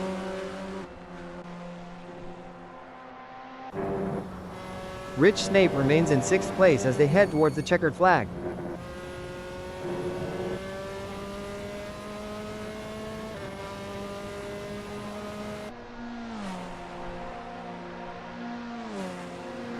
Rich Snape improves his time to a 1:35.294 but stays 6th.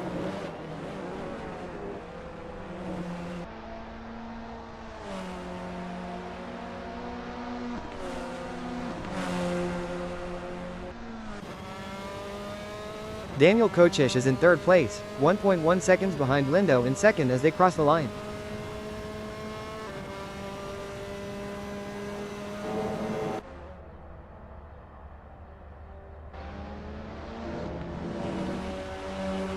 Daniel Kochish finishes in 3rd position, securing a spot on the podium. A solid recovery drive after starting further down the grid, really pushed hard in those final laps.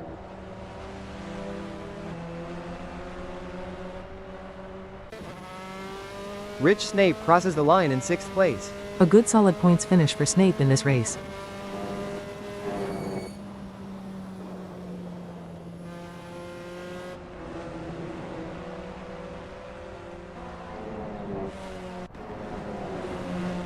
Rich Snape brings the car home in 6th place.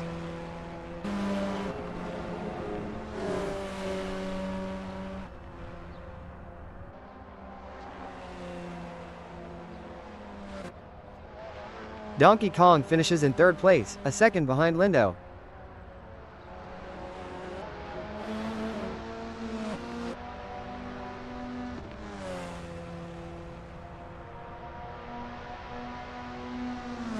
Donkey Kong improves his lap time to a 1:34.607 as he finishes 3rd. That's a very strong time right at the end, shows he was pushing hard for that podium. What a race we just witnessed. Absolutely thrilling from start to finish. The tire strategies really played a key role in the final laps. Constable Barry drove a fantastic race from pole. He managed the pressure beautifully, especially with everyone behind him on the softs. A very controlled drive. And some great battles all the way down the field. The midfield was incredibly competitive, drivers fighting for every single position right up to the line. That's what we love to see. Daniel Kochish is in 3rd place as they begin the final lap, just 0.3 behind Jimmy Lindo for 2nd. This is going to be a last lap dash for the line, absolutely pushing to the maximum.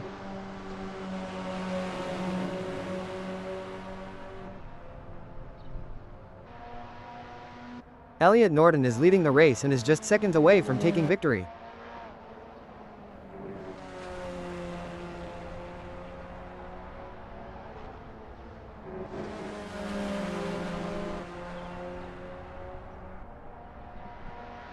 Elliot Norton takes the checkered flag and wins the race.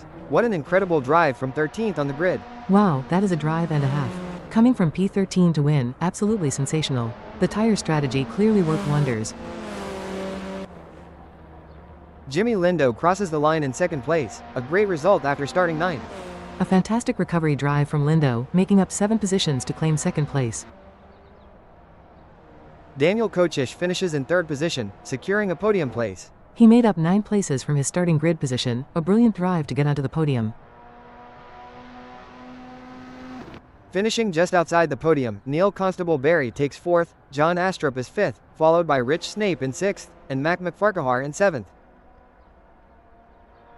Further down the order, John Boontakis finishes 8th, Chris Stokes is 9th, and Phil Botkin crosses the line in 12th. David Constable Barry finishes in 10th place.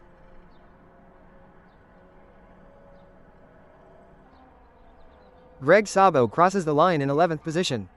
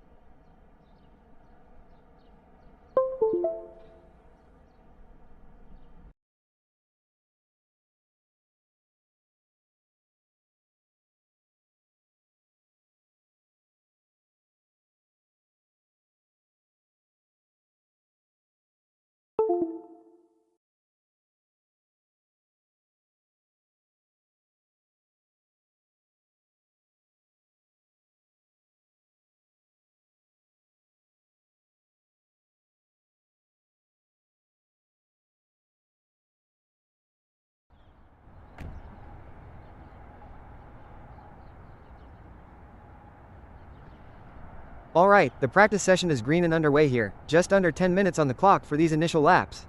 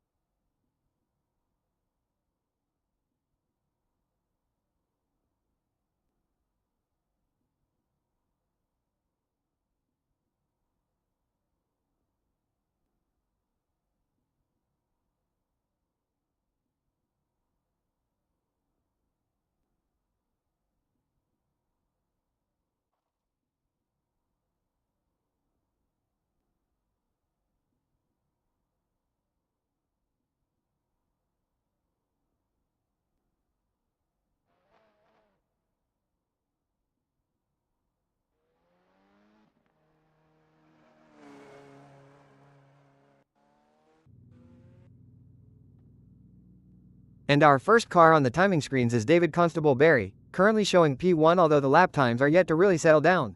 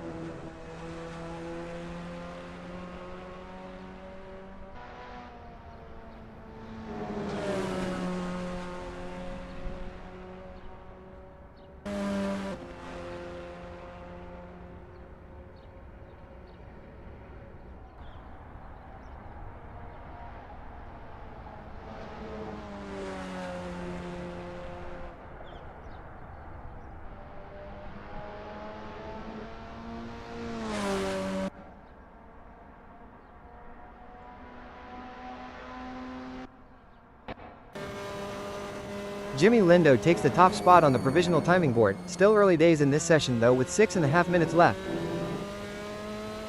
David Constable Barry immediately responds and jumps back to the top of the timesheets.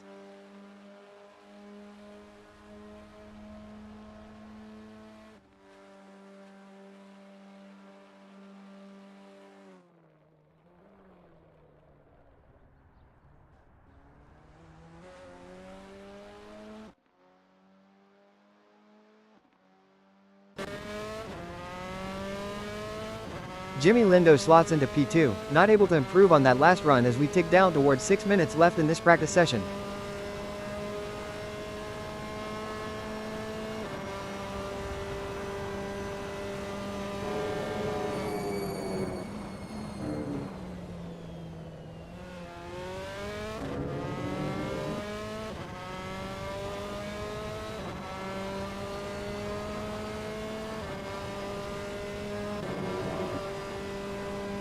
David Constable Barry continues to hold that provisional P1 spot with just over 5 minutes remaining in practice.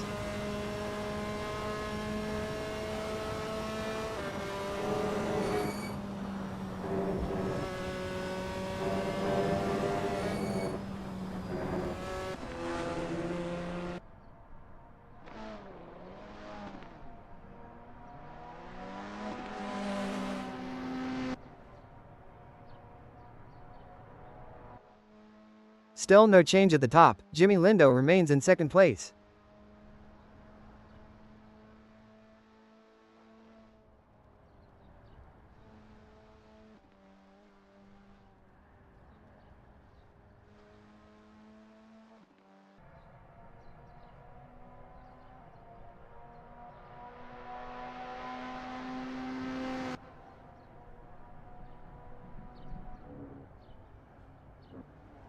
We have a report of a car off the circuit, looks like a crash has occurred. So Jimmy Lindo drops down to P3 now, 4 minutes left in practice. This is still early days for setting a true pace. Teams will be working through setup changes and feeling out the car. Phil Bodkin jumps into P2, pushing Lindo back another spot.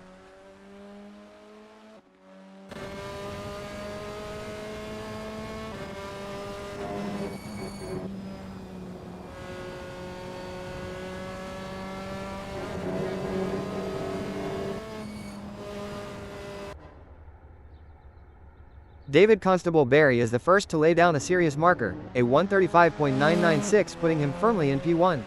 That's the first proper lap time we've seen, a benchmark for others to aim for in these final few minutes.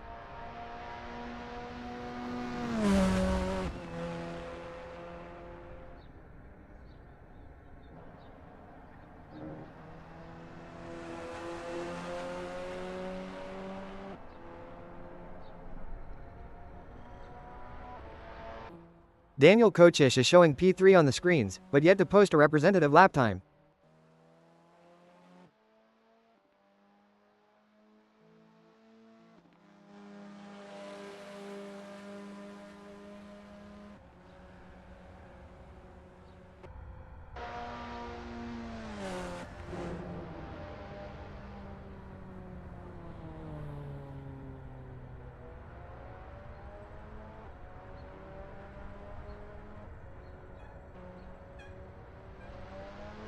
Phil Bodkin showing in third place, but yet to register a representative lap time with just over 2 minutes left in practice.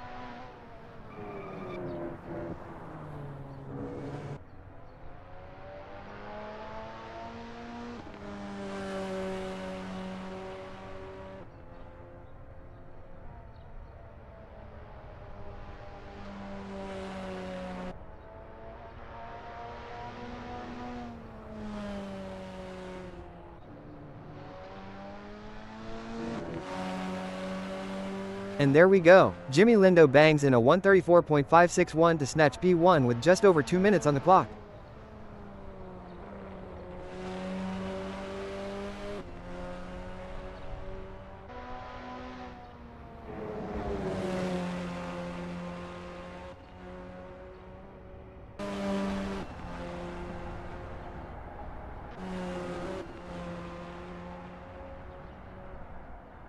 Daniel Kocic is currently showing P4, still without a representative lap time with 1 minute and 105 seconds left in this practice session.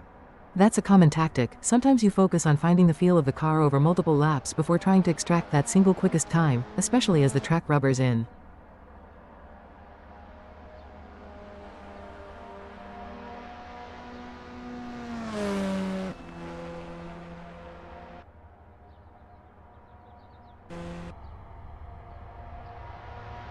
Mac McFarquhar is currently listed in P4, another driver yet to post a competitive lap time with just over a minute left. They might be running heavier fuel loads or focusing on longer runs and race pace simulation rather than outright single lap speed right now.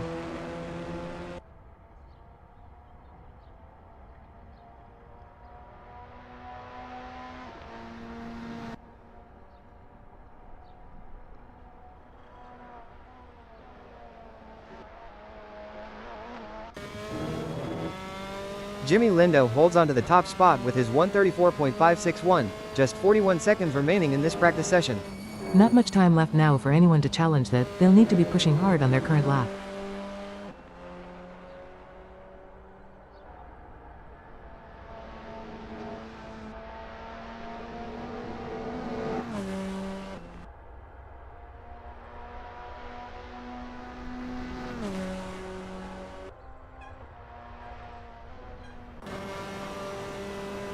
Neil Constable Barry is currently showing in 6th position, but hasn't registered a lap time yet as the clock winds down to just seconds remaining.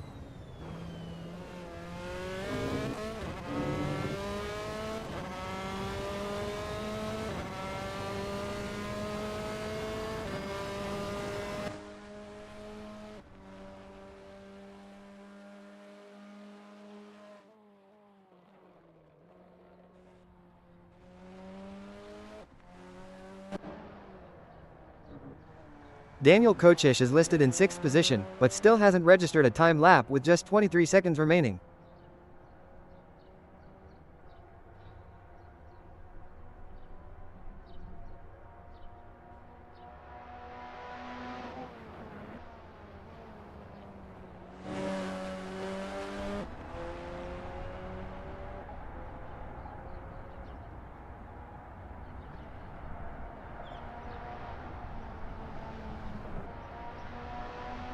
Mac McFarquhar moves up to P5 on the provisional list, but still without a time lap with under a minute to go.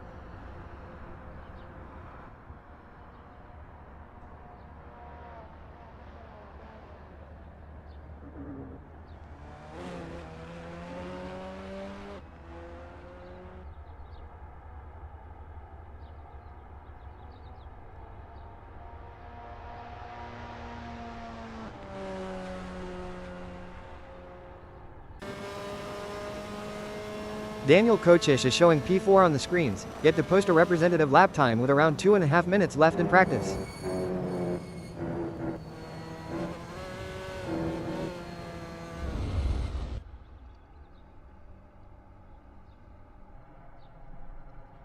We've got another report of a car off the circuit, a crash somewhere on the track.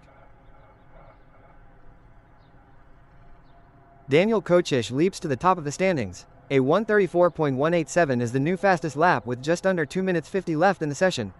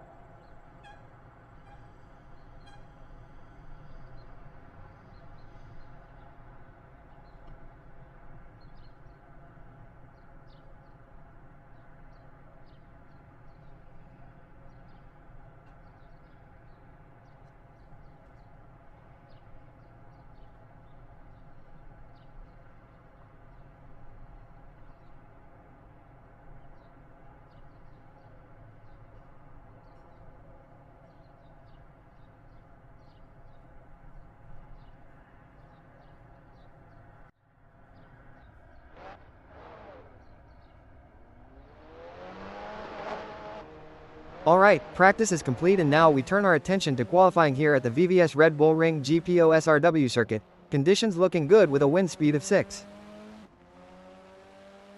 The lights are green, qualification is underway. Mac McFarquhar is the first name appearing on the timing screens, currently P1 with no time set yet. These early laps are crucial for building confidence and getting temperature into the tires before you push for that ultimate qualifying lap.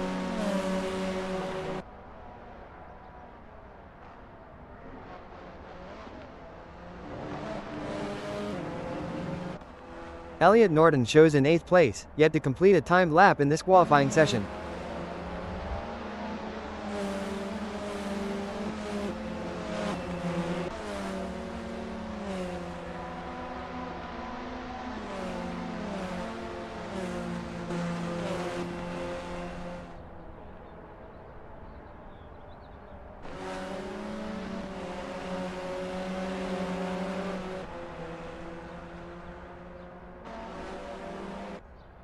John Astrup listed in P11, with just over 3 minutes remaining and no time on the board yet.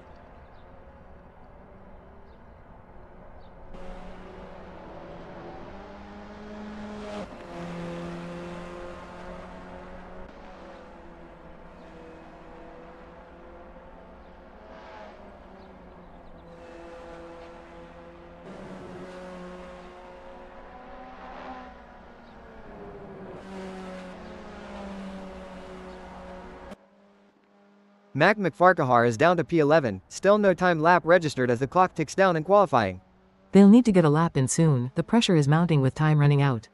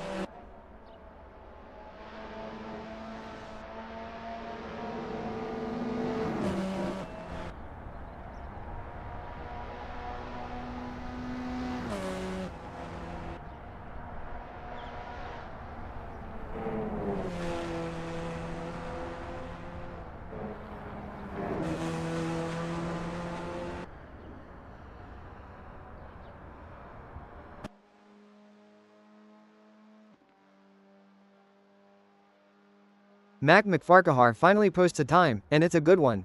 A 1:34.433 puts him provisionally on pole position. Daniel Kochish slots into second place, just shy of McFarquhar's time with a 1:34.499. Chris Stokes is in P11, having completed a lap but without a representative time registered yet. David Constable Berry is into fourth place with a 1:35.830, looking to improve on that in these final moments.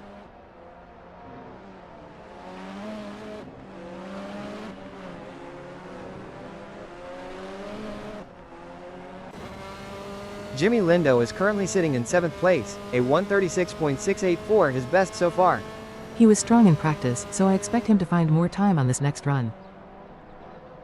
Mac McFarquhar still holds on to pole position, the clock ticking down rapidly now.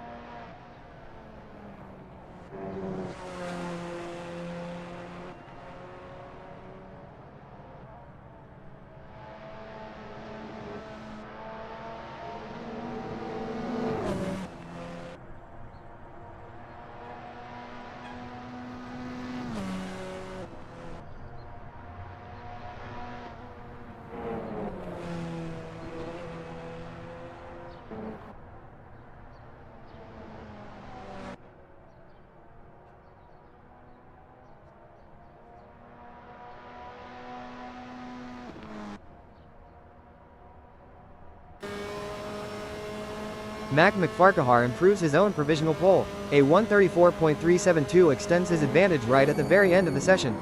That's how you do it, finding that extra tenth under pressure on the final lap. Elliot Norton jumps up to third place with a 1:34.420 right at the death. John Astrup finds time late on, a 1:34.877 puts him into 5th place. Good improvement there, that could be important grid position for the start of the race. Jimmy Lindo hooks up a lap. He jumps to 2nd place with a 1:34.409.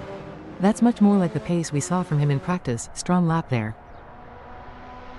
Daniel Kochish improves, a 1:34.475 puts him into 4th spot. He'll be looking to get another one in if he can, the track might be quickest right now. We have a report of a crash, a car off the circuit during qualifying. Neil Constable Barry goes 6th quickest with a 1:35.131. Jimmy Lindo remains in 2nd place with his 1:34.409. He's definitely a contender for pole if he can find that last little bit.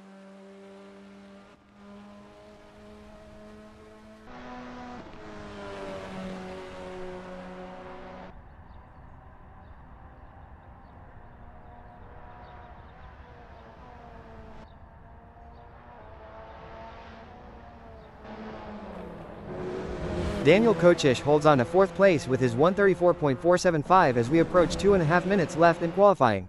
You're constantly evaluating the grip and the track evolution on these flying laps to find that absolute limit.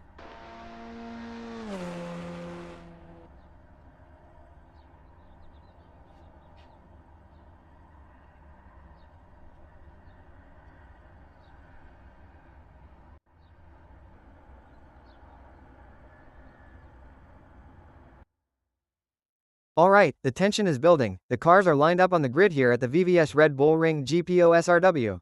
The wind speed has dropped slightly to 3. This is the moment everything comes together. A good start can make or break your entire race. Down towards the back of the grid, we see Lindo in car number not known starting from 18th position on soft tires. 3rd on the grid, the Pro-Am driver Elliot Norton from the United Kingdom, starting on soft tires in the Formula RSS 4. P3 is a great place to start, gives you options into turn 1, either challenge the front row or settle in behind them. Starting from 4th place, the AM-class driver Donkey Kong from Hungary, also opting for the soft tires. 5th on the grid is the Kiwi from New Zealand, a pro-class driver, starting on the soft compound. In 6th position we have Neil from the United Kingdom, an AM-class driver, starting on the soft tires. Getting a good launch will be key for him to hold track position against the faster class drivers around him. 7th on the grid, Phil Bodkin from England, another M-class driver, starting on softs. Baldylocks from England starts from 8th, a Pro-Am driver on the soft compound tires.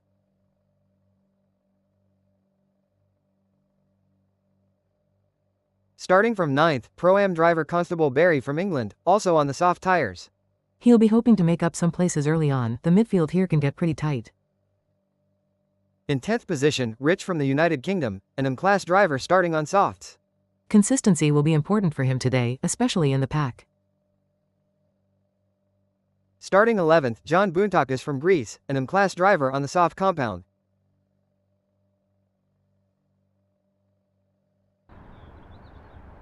And on pole position for today's race, it's Mac McFarquhar from the United Kingdom. The Pro-Am driver starts on the soft tires.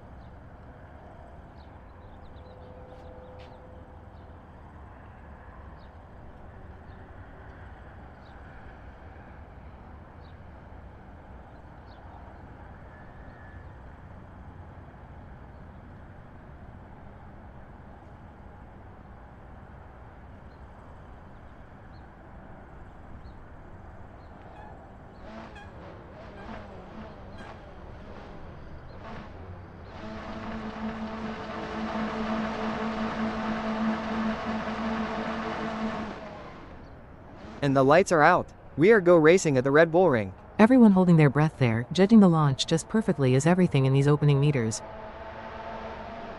Mac McFarquhar gets a clean getaway from pole and maintains his lead into turn 1.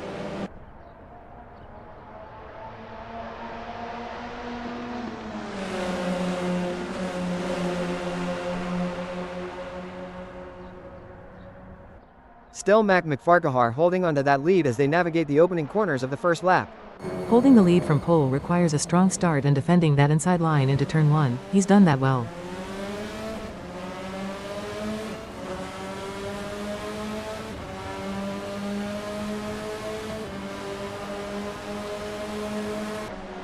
John Boontakis makes up a spot, moving into 10th place on the first lap. Every position gained early can make a big difference later in the race, especially in the midfield battles. Oh, we've got a car involved in a crash on track. John Astrup holds his grid position, running in 5th on this opening lap.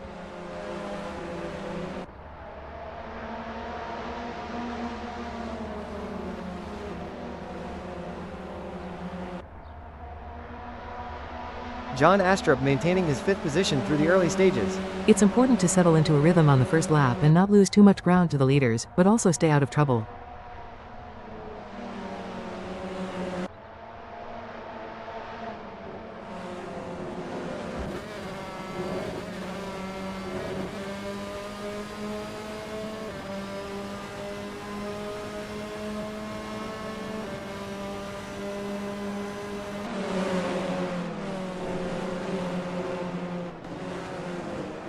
Chris Stokes makes up 2 places on the opening lap, moving into 6th position.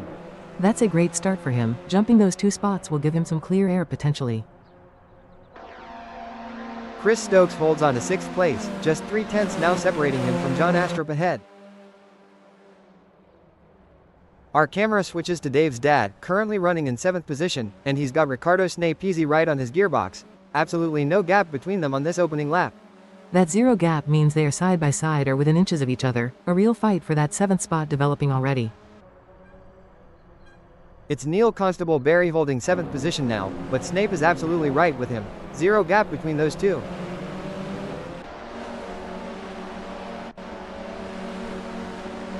Neil holds 7th position, and Rich is right there, absolutely bumper to bumper, no gap at all. That's a tough place to be, either leading or following with literally 0 space, you have to be so precise. Our camera finds Neil in 9th position now, 3/10 separating him from Rich Snape just ahead.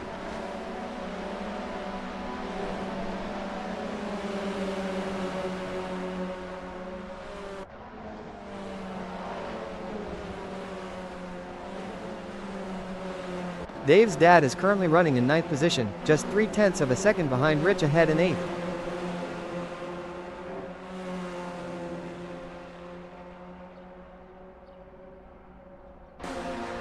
Our camera picks up the mid-table bandit, running in 8th place, 3/10 back from John Boontakis in 7th.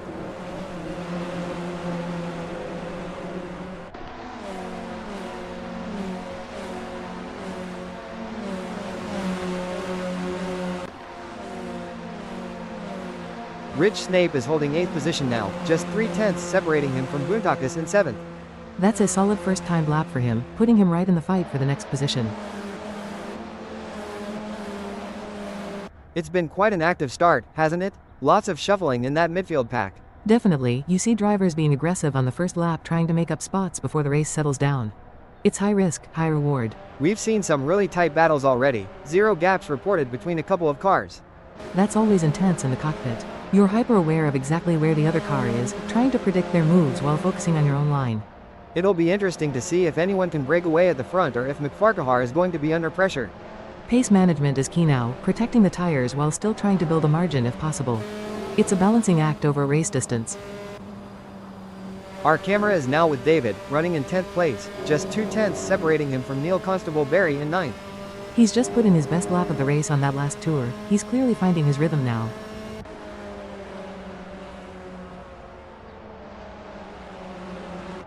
David Constable Barry remains in 10th position, still just 2/10 back from Neil ahead. That personal best lap on the previous tour shows he's pushing to close that gap and challenge for 9th. And David Constable Barry has moved up a spot, he's into 9th position now. He's clearly found some pace. That personal best lap on the previous tour has allowed him to make that pass. We're now following Constable Barry in 10th place on lap 3, 4/10 back from Neil in 9th. That last lap time was quicker for him, even though he's lost a spot. It shows he's pushing to regain that position.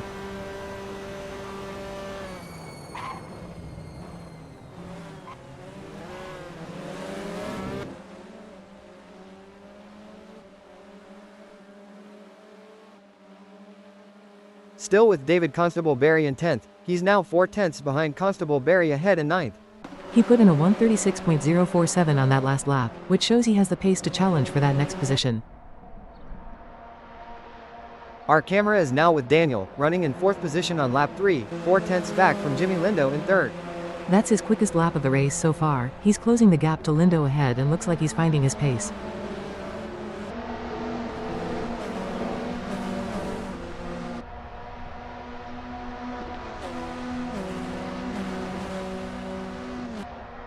Daniel remains in 4th, just 4/10 back from Lindo in 3rd, that personal best lap on the last tour showing he's on the charge. We join the battle for 7th and 8th, Snape now in 8th, just 2/10 behind Stokes in 7th.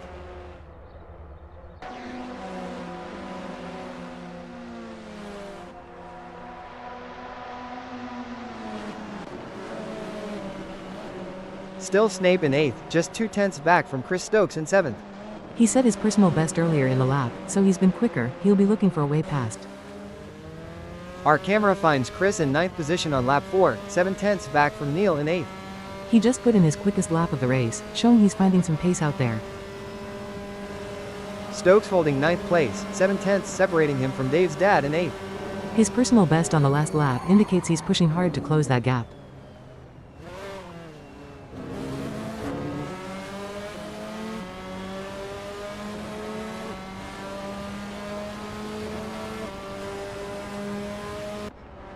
We're with Koshich in 4th on lap 4, 4/10 back from Lindo in 3rd. That's a new personal best lap for him. He's consistently improving his time and closing the gap to Lindo.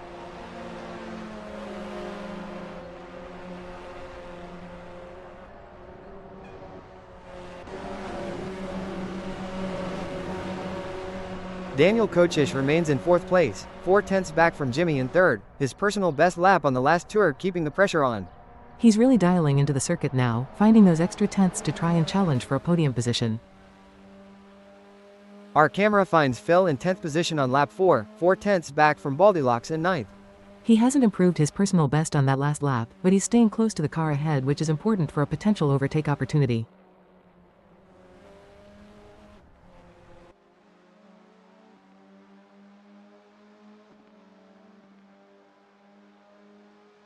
It seems like Bodkin is struggling, they are not able to maintain their pace. Sky, what's the impact of tire degradation on race strategy?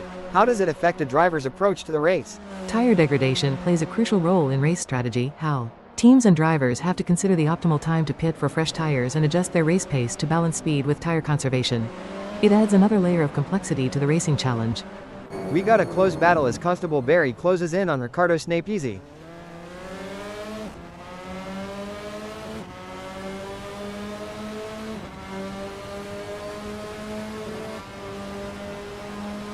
Dave's dad is not able to keep their pace consistent, so far they are 0.74 seconds down.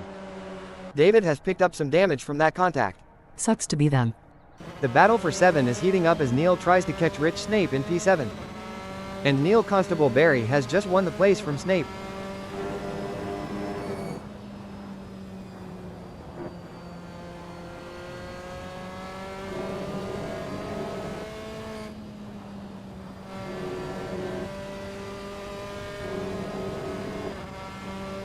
The race is really heating up. Lindo is hunting down John with everything they've got.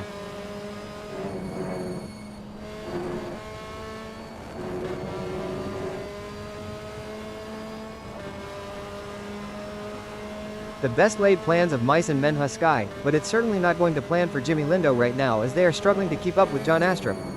Jimmy needs to pick up the pace for sure, but I don't think they have it in them.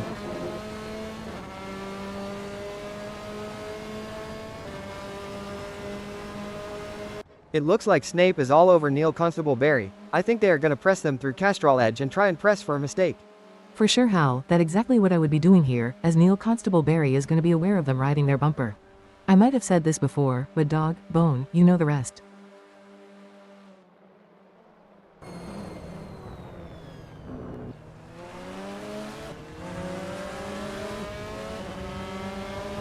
Snape is trying their best, but can't seem to find the pace to keep up with Neil at the moment. The mid-table bandit is going well. If he gets too far up the order, he'll get a nosebleed. Things are heating up as Snapes tries to close the gap to Neil Constable Barry. The gap between them is just over 0.4 seconds. Who will have the speed and skill to come out on top?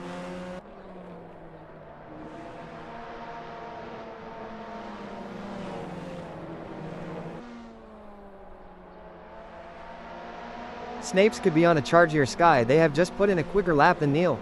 As long as Snape can maintain that consistency and pace, it will be interesting to see. The crowd is on tender hooks as Lindo in 5th chases after John Astrup. The gap is just over a second, and you can feel the tension in the air. Can Jimmy Lindo find a way to catch up? Indeed, the tension is palpable as Jimmy Lindo tries to reel in John Astrup. But John Astrup is not making it easy, maintaining a consistent pace. Can Jimmy Lindo find some extra pace to bring the fight to John Astrup?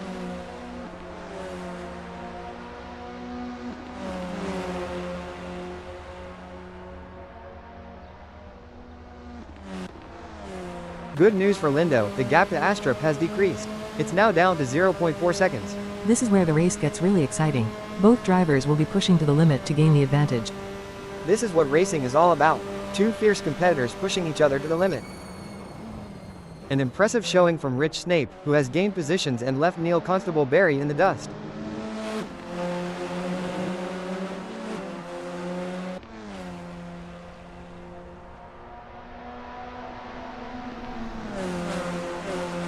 Pushing too hard can lead to mistakes, and we're seeing that now. That car is really unsettled as they push for every last bit of speed. You can see that car bouncing around as they ride the curbs. It's a risky move that could end in disaster.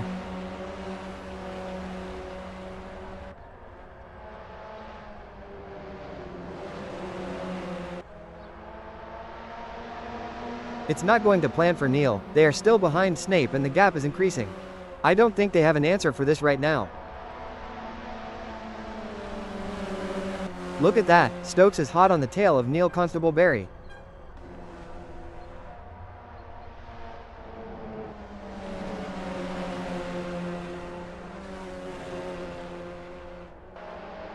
Great effort from Baldylocks. Their last lap was the best we have seen from them. Can Chris keep improving?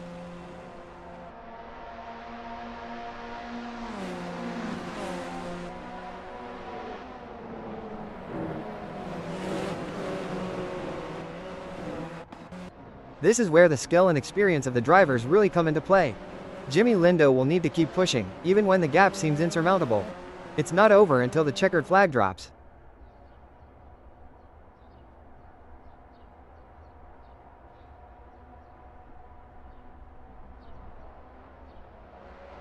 The gap between Lindo and the Kiwi is getting smaller. He'll be looking for a mistake to pounce on. Anyone who says that Virtual Velocity is not the best racing club on the planet is clearly insane. The quality of driving we're seeing out there on the track is absolutely phenomenal. I couldn't agree more. It's like these drivers were born to race. They're weaving in and out of traffic, taking corners at unbelievable speeds, and making it all look effortless. It's clear that they've put in the time and effort to hone their skills. It looks like Lindo is pushing hard to catch up to John Astrup. The gap is over a second, but Lindo is not giving up just yet. Can they close the distance and make a move on John Astrup? It's a nail-biting race for sure, with both drivers showing incredible skill and determination. But John Astrup is not going to give up their position easily. This is going to be a battle to the very end, with Jimmy Lindo in P5 doing everything they can to catch up.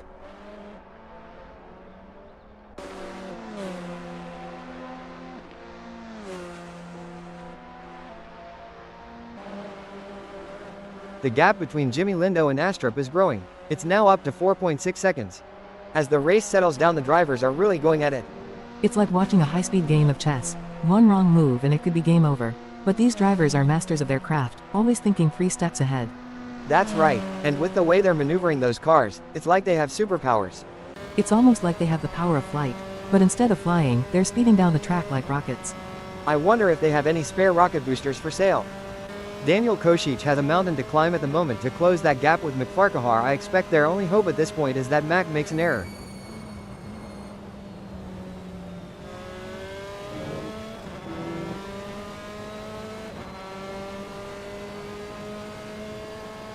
Daniel Košić has just put in a faster lap than McFarquhar, so that's going to give them something to worry about. The question is now, can Mac respond to that in kind? They are going to have to pick up the pace.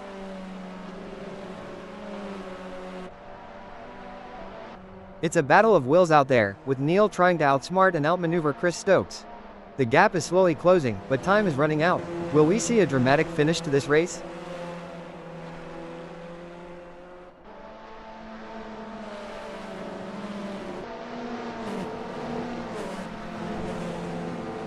It looks like Neil is making a move. The gap to Chris Stokes is now down to 0.9 seconds. That's a great effort from Constable Barry. They need to keep up the pressure and see if they can make a move. The race is heating up as Donkey Kong in third closes in on Mac McFarquhar. The gap is just over a second, and I'm sure they are going to do everything possible to try and close the distance. They're not giving up without a fight.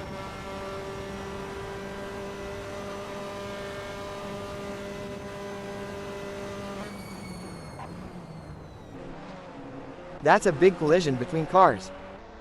It's going to be tough. Botters is a master at defending their position. Is there enough time for Jimmy Lindo to make a move? They're going to be even more determined to hold on to that position. What a move. Fat Dog Phil has moved up to 7th. You can feel the tension in the air. The drivers are all focused, putting everything on the line for a chance at victory, pushing themselves and their machines to the limit. And let's not forget about the incredible machines themselves. Absolutely. It's amazing to think about the kind of engineering and innovation that goes into making these vehicles. But it all comes down to the drivers, who have to be able to handle the power and speed. It's going to be thrilling seeing how this race turns out. The gap between Košić in third and Mac McFarquhar remains over a second, but Košić is not letting up. They're pushing hard and looking for any opportunity to close that gap up. Can they pull it back in the remaining 2 minutes? Absolutely. Košić in third will need to be patient and carefully work to reduce that gap without overdriving it, as they can't afford to take unnecessary risks and risk an off or damaging their car. Let's see if they have what it takes to get back into the game here.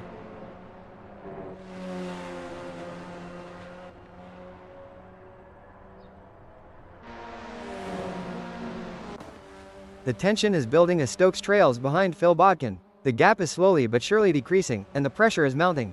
Can Phil Bodkin hold on, or will Chris Stokes be able to close them down?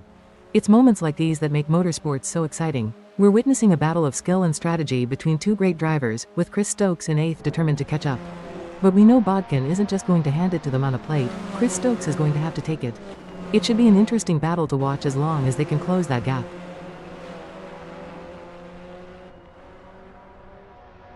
Oh, this is getting intense. Košić is just a few car lengths behind Lord Farquaad.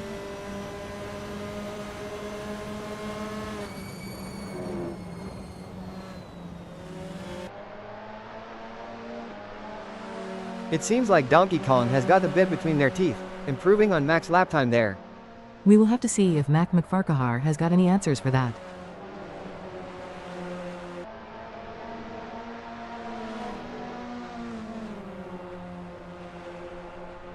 Chris Stokes is on a mission, chasing Phil, who's desperately trying to stay ahead. This is where every inch counts. Stokes is pushing hard to close the gap on Fat Dog Phil. Absolutely, precision and control are key here. Knowing when to push and when to hold back can be the difference between winning and losing.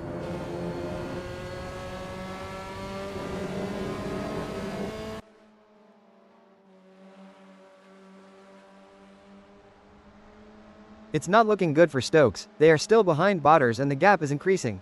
They are gonna need to dig a bit deeper to turn this around. This is a frustrating situation for Baldilocks, but they can't give up just yet. They need to keep pushing and hope for a mistake from Phil.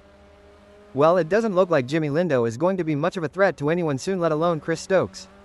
Every race adds to a driver's experience, both good and bad. It just highlights that Jimmy Lindo is going to have to get more serious with practice if they don't want to be outclassed on the circuit.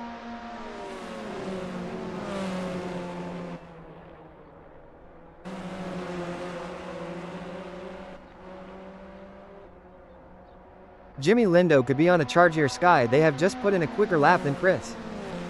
This is a thrilling battle as Daniel Kočić edges closer to Mac in their fight for P2. It's a fine line between pushing the car to its limits and losing control. Košić is really walking that tightrope.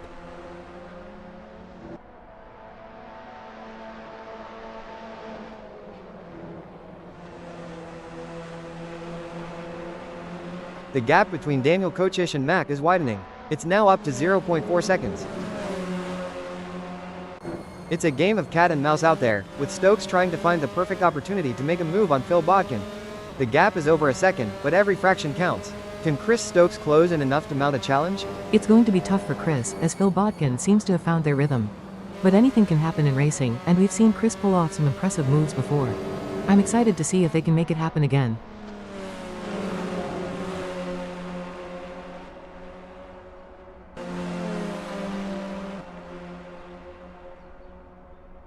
Stokes needs to get more consistent. Sky they have just put in a slower lap than Phil Botkin.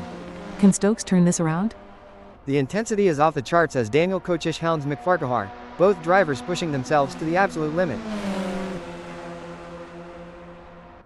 Big gains for Kocic as they move up the field, leaving McFarquhar behind. You know, Sky, I've always wondered, how do racing drivers stay so cool and collected under such immense pressure? Well, Hal, it comes down to mental strength and training.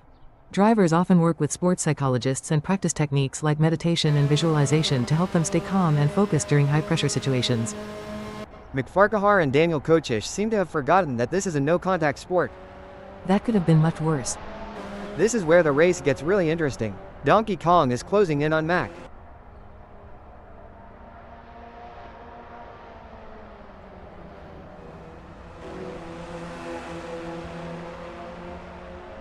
It seems like Kocic is struggling. They are not able to maintain their pace. Can Kocic refocus and start putting in the lap times we know they are capable of?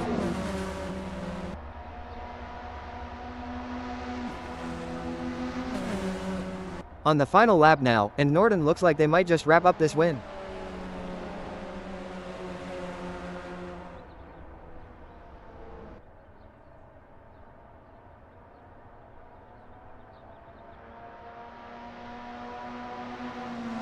The leader has done it. What an incredible performance from Elliott, who was simply untouchable today. This is a race that will go down in the history books. Mac takes second place with a fantastic race. What a race from DK. They kept their cool and secured a well-earned third place on the podium. Impressive driving to secure that spot. John Astrup and John Boontakis in fourth and fifth. Rich Snape brings home sixth. Seventh sees Phil Botkin, with Chris Stokes in eighth. Ninth is Jimmy Lindo.